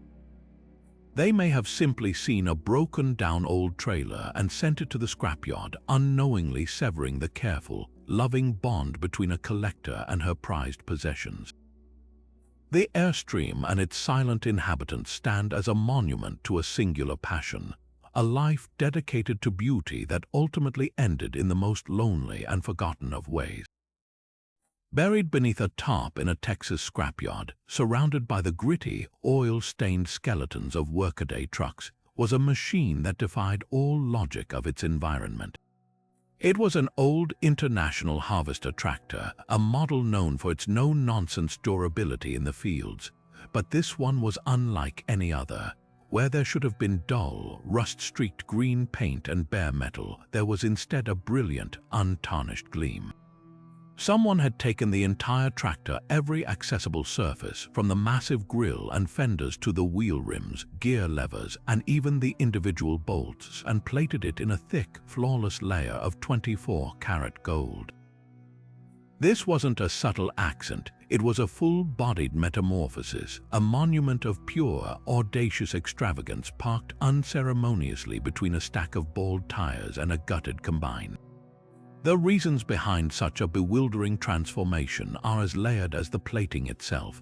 The most obvious theory is pure, unadulterated wealth display. For a certain kind of individual, simply owning a luxury car isn't a sufficient statement. Gilding a vehicle synonymous with hard, dirty labor is the ultimate flex, a way of communicating that one has so much money that they can transform a utilitarian tool into an utterly useless yet breathtaking piece of art. It screams of a persona who finds joy in the absurd and has the resources to make even the most outlandish whims a reality. Yet there might be a more practical, if equally eccentric, reason. Gold is highly resistant to corrosion. In the humid, corrosive environment of a farm where fertilizer and moisture quickly eat away at steel, a gold-plated tractor would theoretically never rust.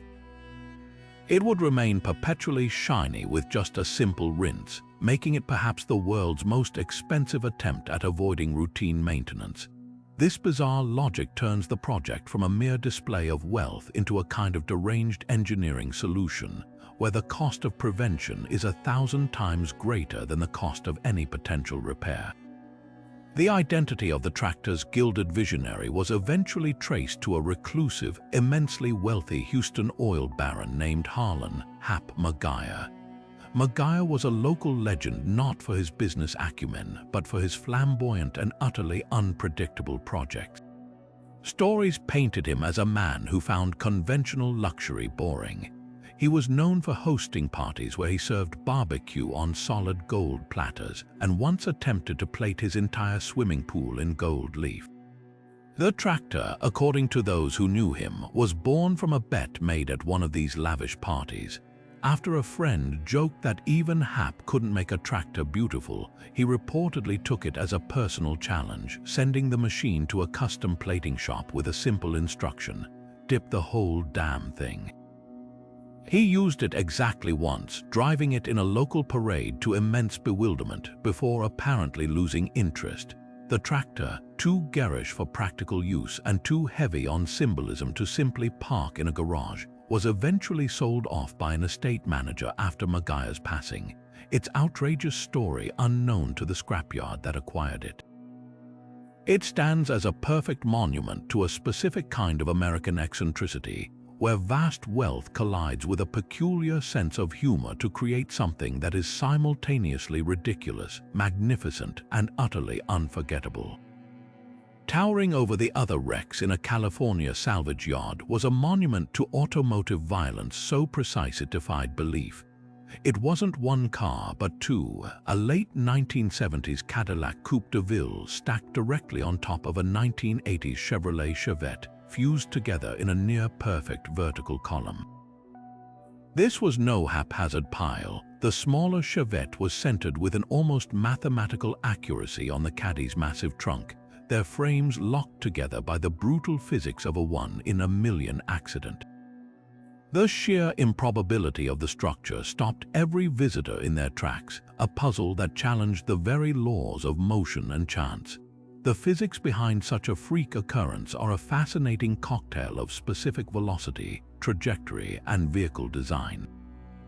The most plausible scenario begins with the Chevette, a lightweight subcompact, losing control on an overpass or a steeply graded road above the Cadillac's path.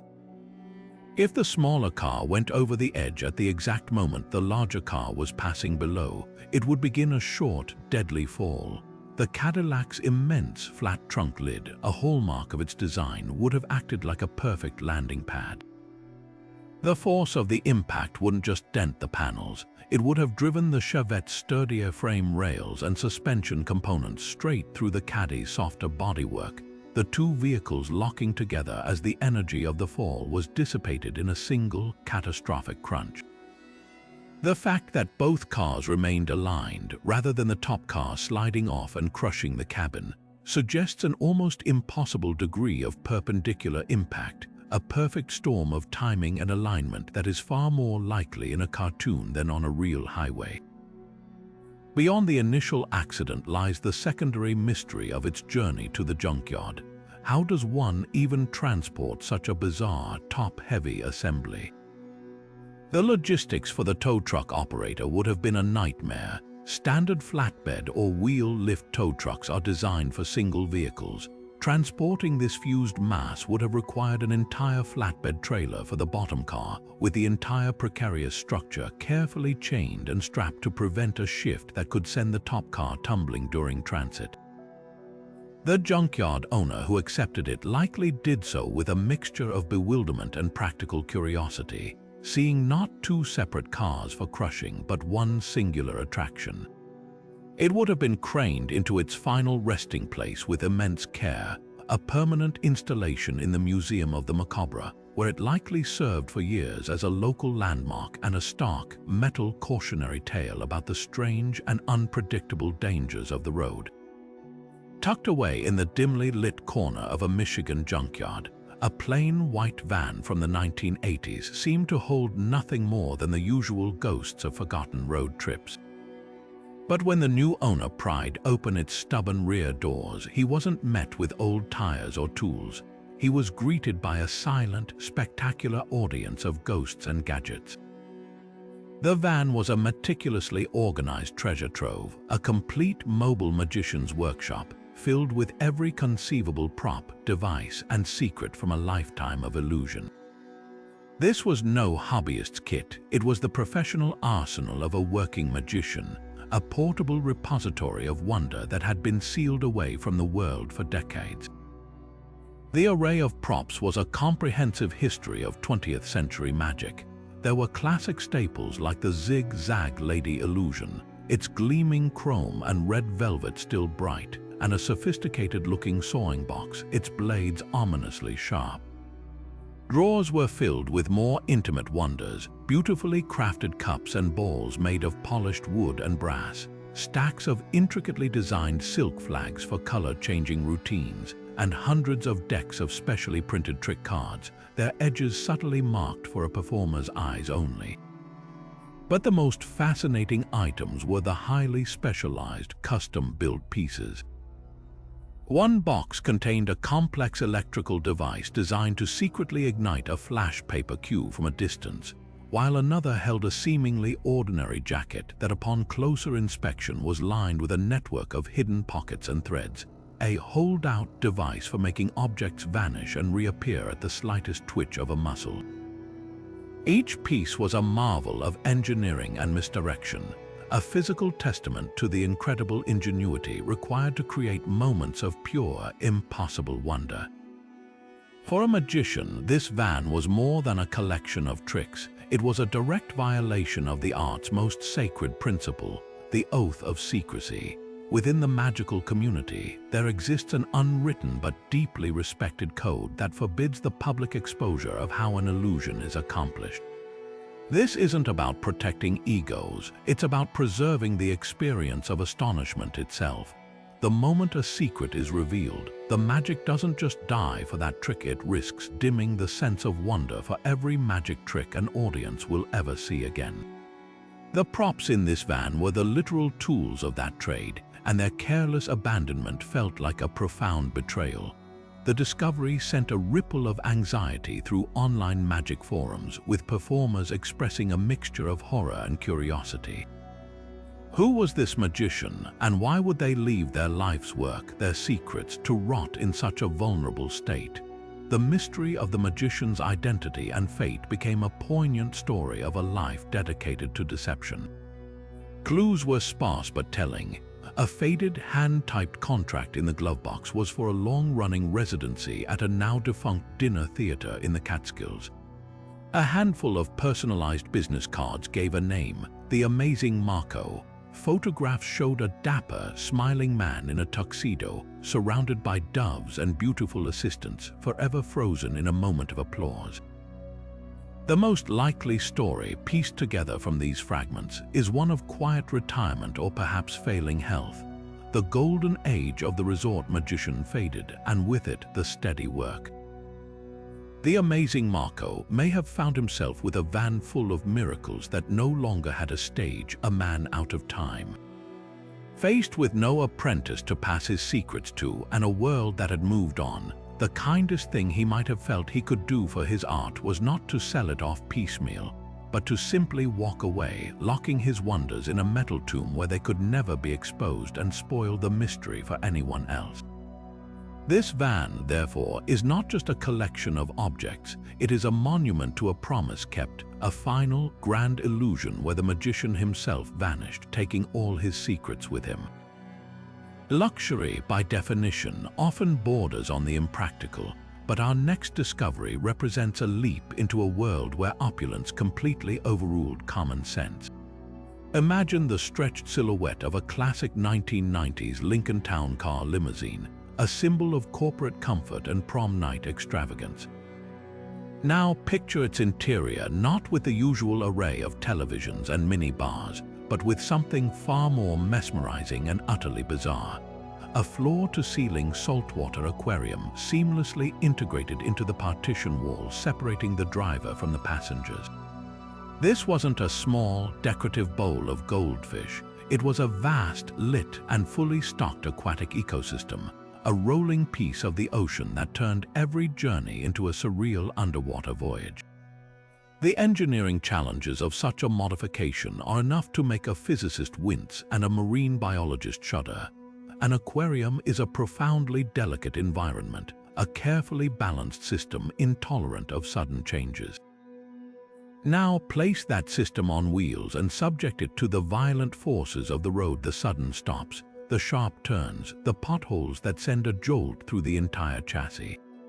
The designer of this aquatic limo faced a monumental task. First, the tank itself had to be constructed from acrylic instead of glass, as its flexibility could better absorb stress and vibration without shattering.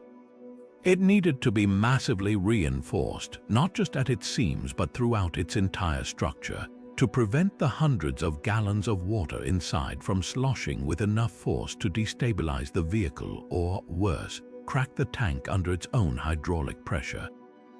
Then came the life support systems. A standard home aquarium filter would be utterly useless. This mobile marine world required a commercial-grade filtration system, protein skimmers, heaters, and aerators, all hardwired into the limo's electrical system and constantly drawing a massive amount of power from the vehicle's alternator, which itself had to be upgraded to avoid leaving the car dead on the side of the road with a tank full of dying exotic fish.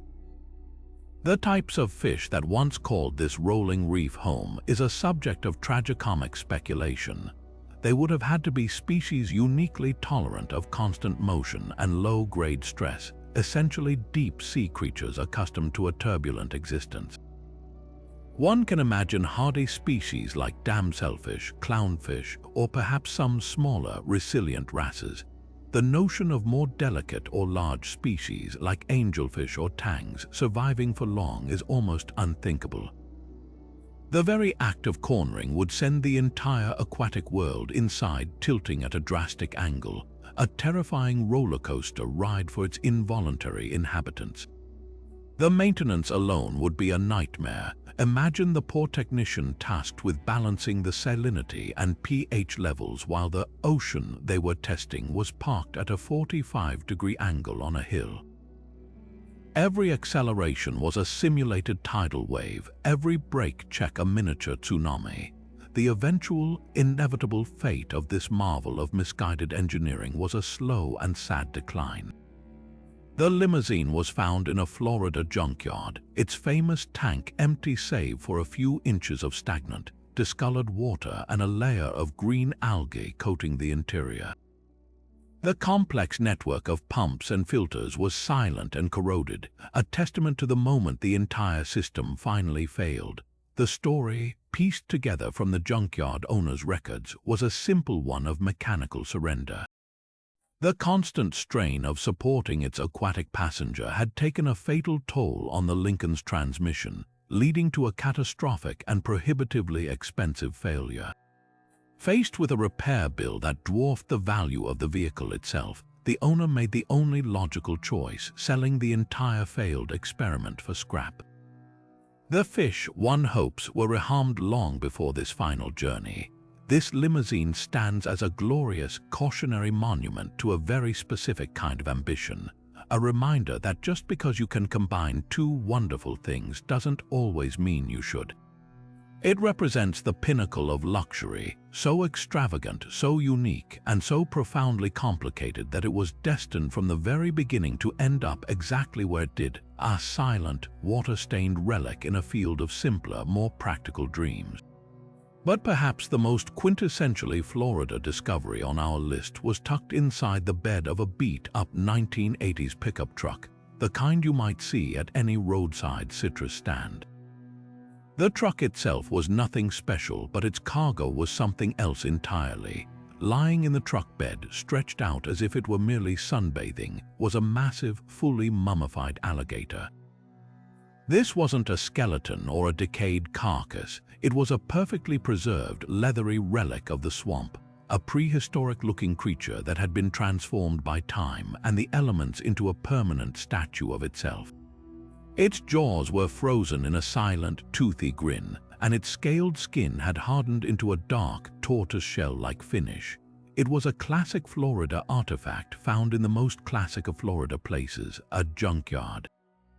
The legality of possessing such a specimen is a tangled web of state and federal regulations, a maze that any would-be collector must navigate carefully.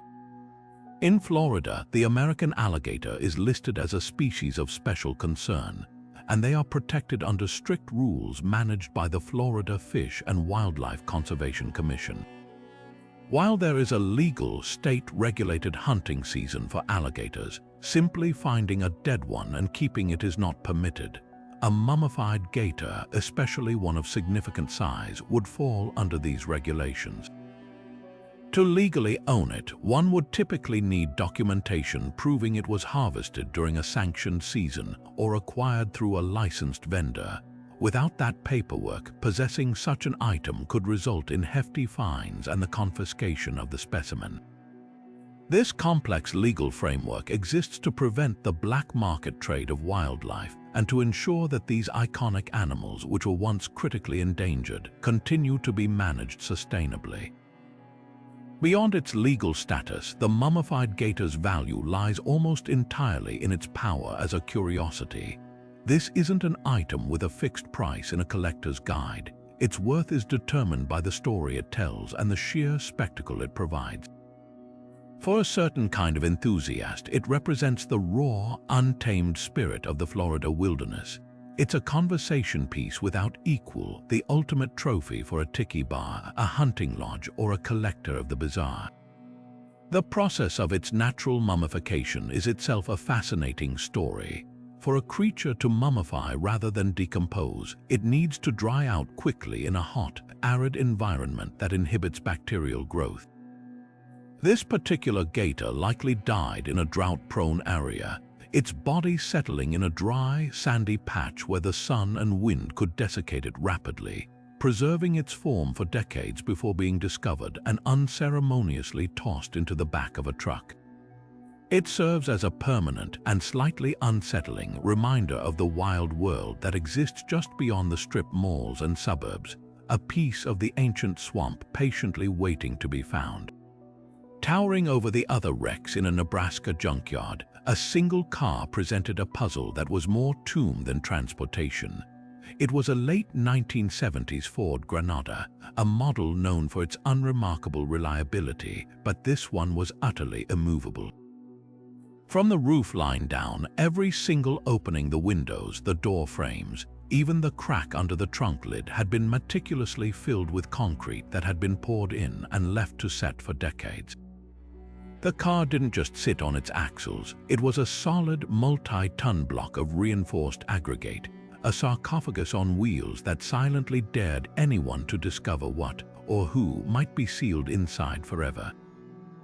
The immediate and most chilling theory that comes to mind is that this was an act of evidence disposal on a monumental scale. The process of filling an entire car with concrete is not a simple or quick endeavor. It requires planning, a significant amount of materials, and a private location where such a bizarre activity wouldn't attract attention. The sheer effort involved suggests a desperate need to conceal something permanently. The concrete would effectively shield any contents from metal detectors, ground-penetrating radar, and even cadaver dogs, making a forensic examination nearly impossible without first undertaking the Herculean task of breaking the car back open. It's a concept straight out of crime fiction, a method chosen by someone who believed that whatever was inside that car, be it a weapon, stolen goods, or something far more sinister, needed to be hidden from the world in the most absolute way imaginable. Yet there exists a more mundane, though equally fascinating, engineering-based explanation. During the 1970s and 80s, concrete was sometimes used as a last-ditch effort at vehicle stabilization or ballast. This particular Granada might have been destined for a second life as an anchor for a dredging operation, a permanent counterweight for an industrial lift, or even the foundation for a small hunting blind or bridge in a remote area. The theory goes that the owner, needing a specific weight and shape for a project, chose the most readily available vessel, an old car, and transformed it into a custom-made concrete block.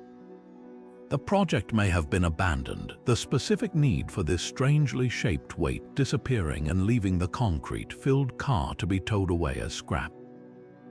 This practical theory, however, doesn't quite explain the meticulous sealing of every single orifice, an act that seems to go far beyond the requirements of simple ballast. The logistical nightmare of moving this behemoth falls into the realm of heavy machinery opera. A standard car might weigh 3,000 pounds. This concrete-filled monstrosity could easily tip the scales at over 20,000 pounds. A standard junkyard tow truck or flatbed would be utterly incapable of handling it. Its relocation would require a commercial heavy-duty rollback truck or, more likely, a full-size construction crane. The junkyard owner, upon its arrival, would have been faced with a monumental decision. The value of the car as scrap was essentially zero, as the cost of crushing it would be astronomical and would likely destroy the equipment. The only way to salvage any value would be to break the concrete apart with jackhammers to access the metal beneath, a dangerous, time-consuming, and expensive process that would yield a paltry return in shredded steel. In the end, the most logical action was also the most ironic: to simply leave the car where it was rolled, a permanent, immovable fixture in the landscape of the disposable, a monument to a secret so well guarded that its truth may never be pried from its stony heart. Witnessing a car cloaked entirely in silver duct tape is a surreal experience that blurs the line between desperate repair and high-concept art. This wasn't a vehicle with a few strategic patches. This was a full-body metamorphosis, a rolling sculpture of adhesive-backed silver. Every inch of the car's surface, from the roof and hood down to the wheel rims and door handles, was encased in a tight, overlapping skin of tape. The sheer volume required for such an undertaking is staggering: hundreds of rolls, thousands of dollars worth of a material typically reserved for quick fixes, all meticulously applied to transform a mundane sedan into a shimmering, monolithic spectacle. The level of dedication was itself a work of art. The tape was laid down in careful, consistent strips, with seams aligned and edges trimmed with a precision that revealed this was no hasty prank, but a project born of immense patience and a truly unique vision. Theories about the creator's motivation spread like wildfire online, becoming a key part of the vehicle's bizarre charm. The most straightforward explanation was that of an absurdist prank, a monumental joke designed to confuse, amuse, and ultimately question why we don't just tape everything. Another camp believed it was a statement on consumerism and waste, using a symbol of disposable culture, duct tape, to permanently encase another, a mass-produced car. But the most plausible theory, and perhaps the most relatable, was that it started as a legitimate, if hopelessly optimistic, repair attempt.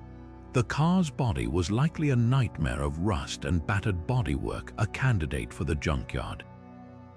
Instead of accepting its fate, an owner with a wonderfully twisted sense of practicality and a deep appreciation for the tape's versatile magic might have decided that if a small piece of tape can fix a broken hose, an entire universe of tape could resurrect a dying car. It was the ultimate expression of the "just put some tape on it" philosophy, taken to its illogical and glorious extreme. Its rise to internet fame was as rapid as it was deserved. Photographs of the tape-wrapped car, often spotted parked innocuously on a city street or driving down a highway, became a viral sensation. It was nicknamed the duct tape car and celebrated as a folk hero of the road, a testament to human ingenuity and stubbornness. Memes proliferated, photoshopping it into historical events or imagining its conversations with mechanics. The car tapped into a collective sense of delight in the weird and the handmade, a grassroots marvel that stood in stark contrast to the sanitized corporate world of automotive design. It was weird, it was accessible, and it was utterly unforgettable, proving that you don't need a factory or a fortune to create something that stops traffic and captures the imagination of the entire world. Tucked away in the back of a dusty Washington state junkyard, surrounded by the silent remains of commuter cars and family sedans, was a vehicle that seemed to hum with a different kind of energy. It was a 1970s Eagles tour bus, its flamboyant exterior mural now faded under layers of grime, depicting a psychedelic eagle soaring over a desert landscape. The sheer size and custom paint job marked it as something special, but the true story was waiting inside, a time capsule sealed for decades that whispered tales of life on the road at the height of classic rock. The process of identifying the band was like piecing together a delicious archaeological puzzle. The first clue was a weathered, dog-eared itinerary taped to the dashboard, listing a cross-country tour schedule from 1977 with cities and venues that perfectly matched the legendary Hotel California tour. In a storage compartment, nestled among spare guitar strings and empty packs of cigarettes, was a crumpled backstage pass for a California show, its laminate cracked but the band's name still clearly visible. The most definitive evidence, however, was hidden under one of the plush bench seats in the lounge area, a handwritten setlist on hotel stationery, the songs scribbled in a familiar, looping cursive that dedicated fans would instantly recognize as Don Henley's, with a few chords for "Life in the Fast Lane" doodled in the margin. This wasn't just any band's bus. This was a rolling green room for one of the biggest acts in the world at the absolute peak of their fame. The interior told a story far richer than any biography could, a raw and intimate look at the rock and roll lifestyle that balanced moments of creative genius with sheer, unadulterated decadence. The rear lounge was a plush den of velvet and shag carpet, with a well-stocked bar that still held crystal decanters with a finger of amber liquid evaporating at the bottom. The air held the faint, ghostly scent of stale marijuana smoke, patchouli, and leather, but juxtaposed with the party evidence was proof of intense work. The main cabin table was scattered with lyric sheets filled with cross-outs and revisions, a cassette recorder with a tape still inside labeled "New Kid in Town Take 4", and a well-worn acoustic guitar with a fresh crack in its body, leaning against a sofa as if its owner had just put it down for a moment. You could almost hear the echoes of collaboration, the late-night jams that sometimes veered into arguments, and the exhausted, triumphant silence after a flawless take was captured on that portable recorder. The historical value of such a find is immeasurable, placing it firmly in the realm of pop culture archaeology. This bus is a primary source document, a physical artifact from a pivotal moment in music history. It's not just a celebrity-owned vehicle, it's the very space where some of the most iconic songs of the 20th century were refined, and where the band lived through the whirlwind they so famously documented in their music. For museums like the Rock and Roll Hall of Fame or dedicated music historians, acquiring this bus would be like unearthing a lost studio. Every stain on the carpet, every phone number scribbled on the wall by the bed, every forgotten pick or lost drumstick is a data point in the story of American music. Its discovery forces a reassessment of the band's legacy, moving them from mythical figures on an album cover to real, complex artists who lived, fought, created, and partied within these four walls on wheels, forever capturing the exhausting, exhilarating price of life in the fast lane.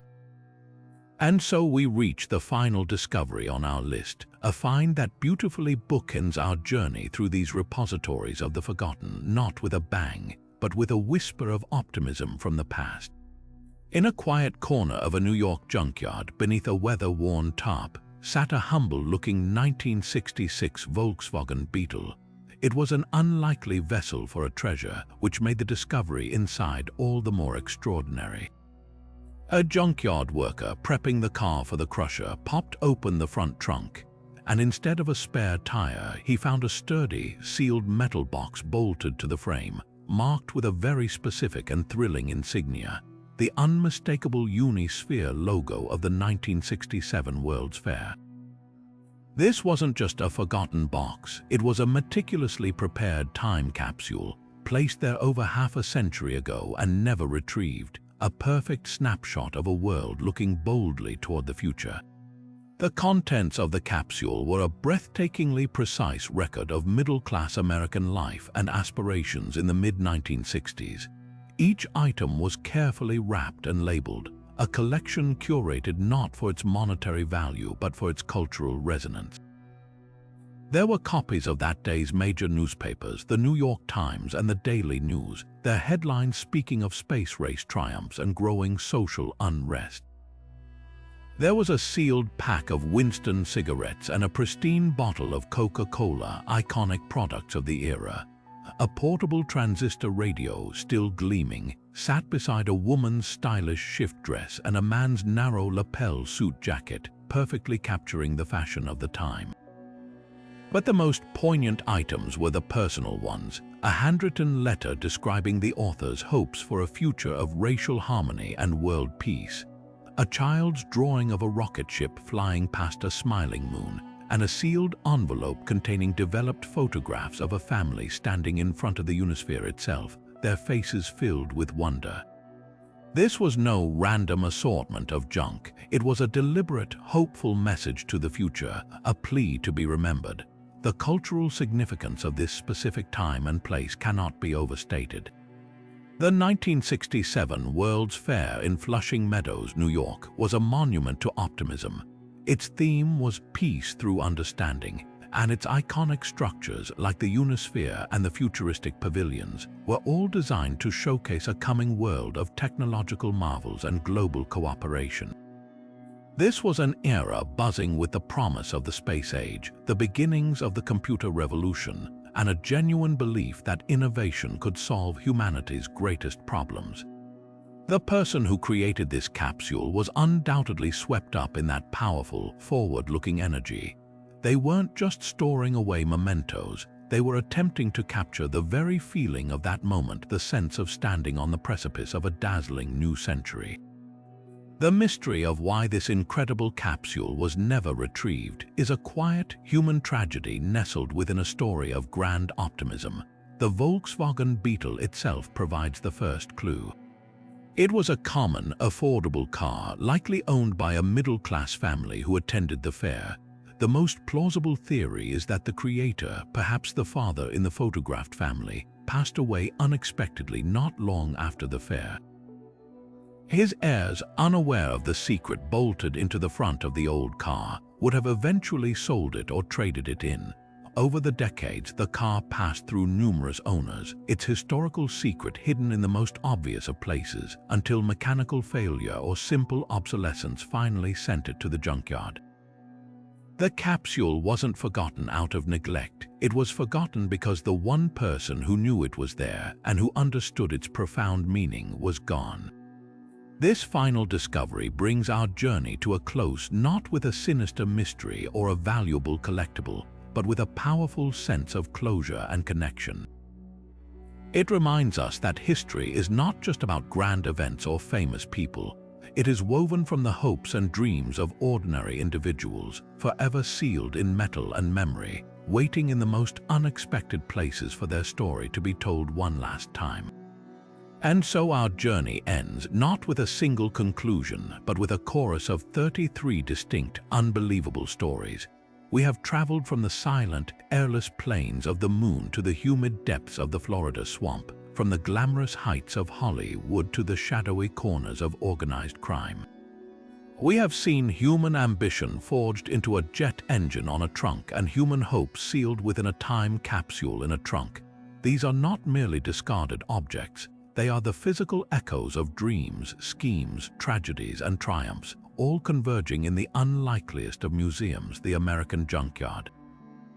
These sprawling graveyards of metal and memory are far more than final resting places for old cars. They are the nation's collective attic, its unofficial archive. They are where history goes when it's no longer deemed useful, waiting patiently for someone with a curious eye to rediscover its value.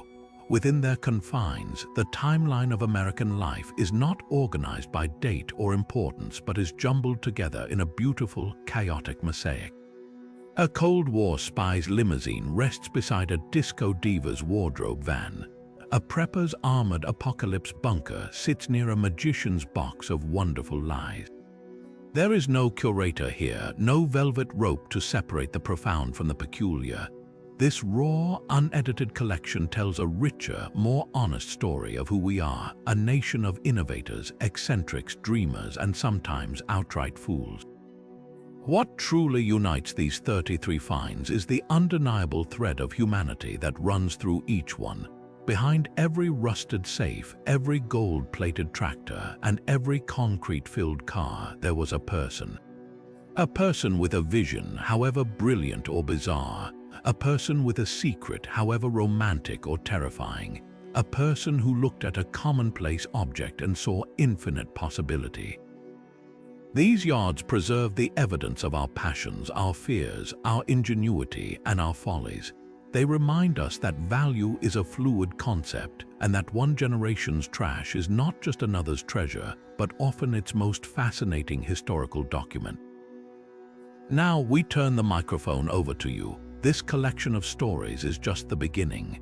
We have scoured the country to bring you these 33, but we know there are countless more tales waiting to be told.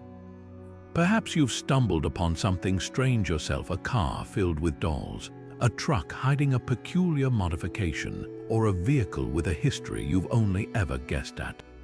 The comment section below is the perfect place to share your own junkyard discoveries. Let's build this museum together.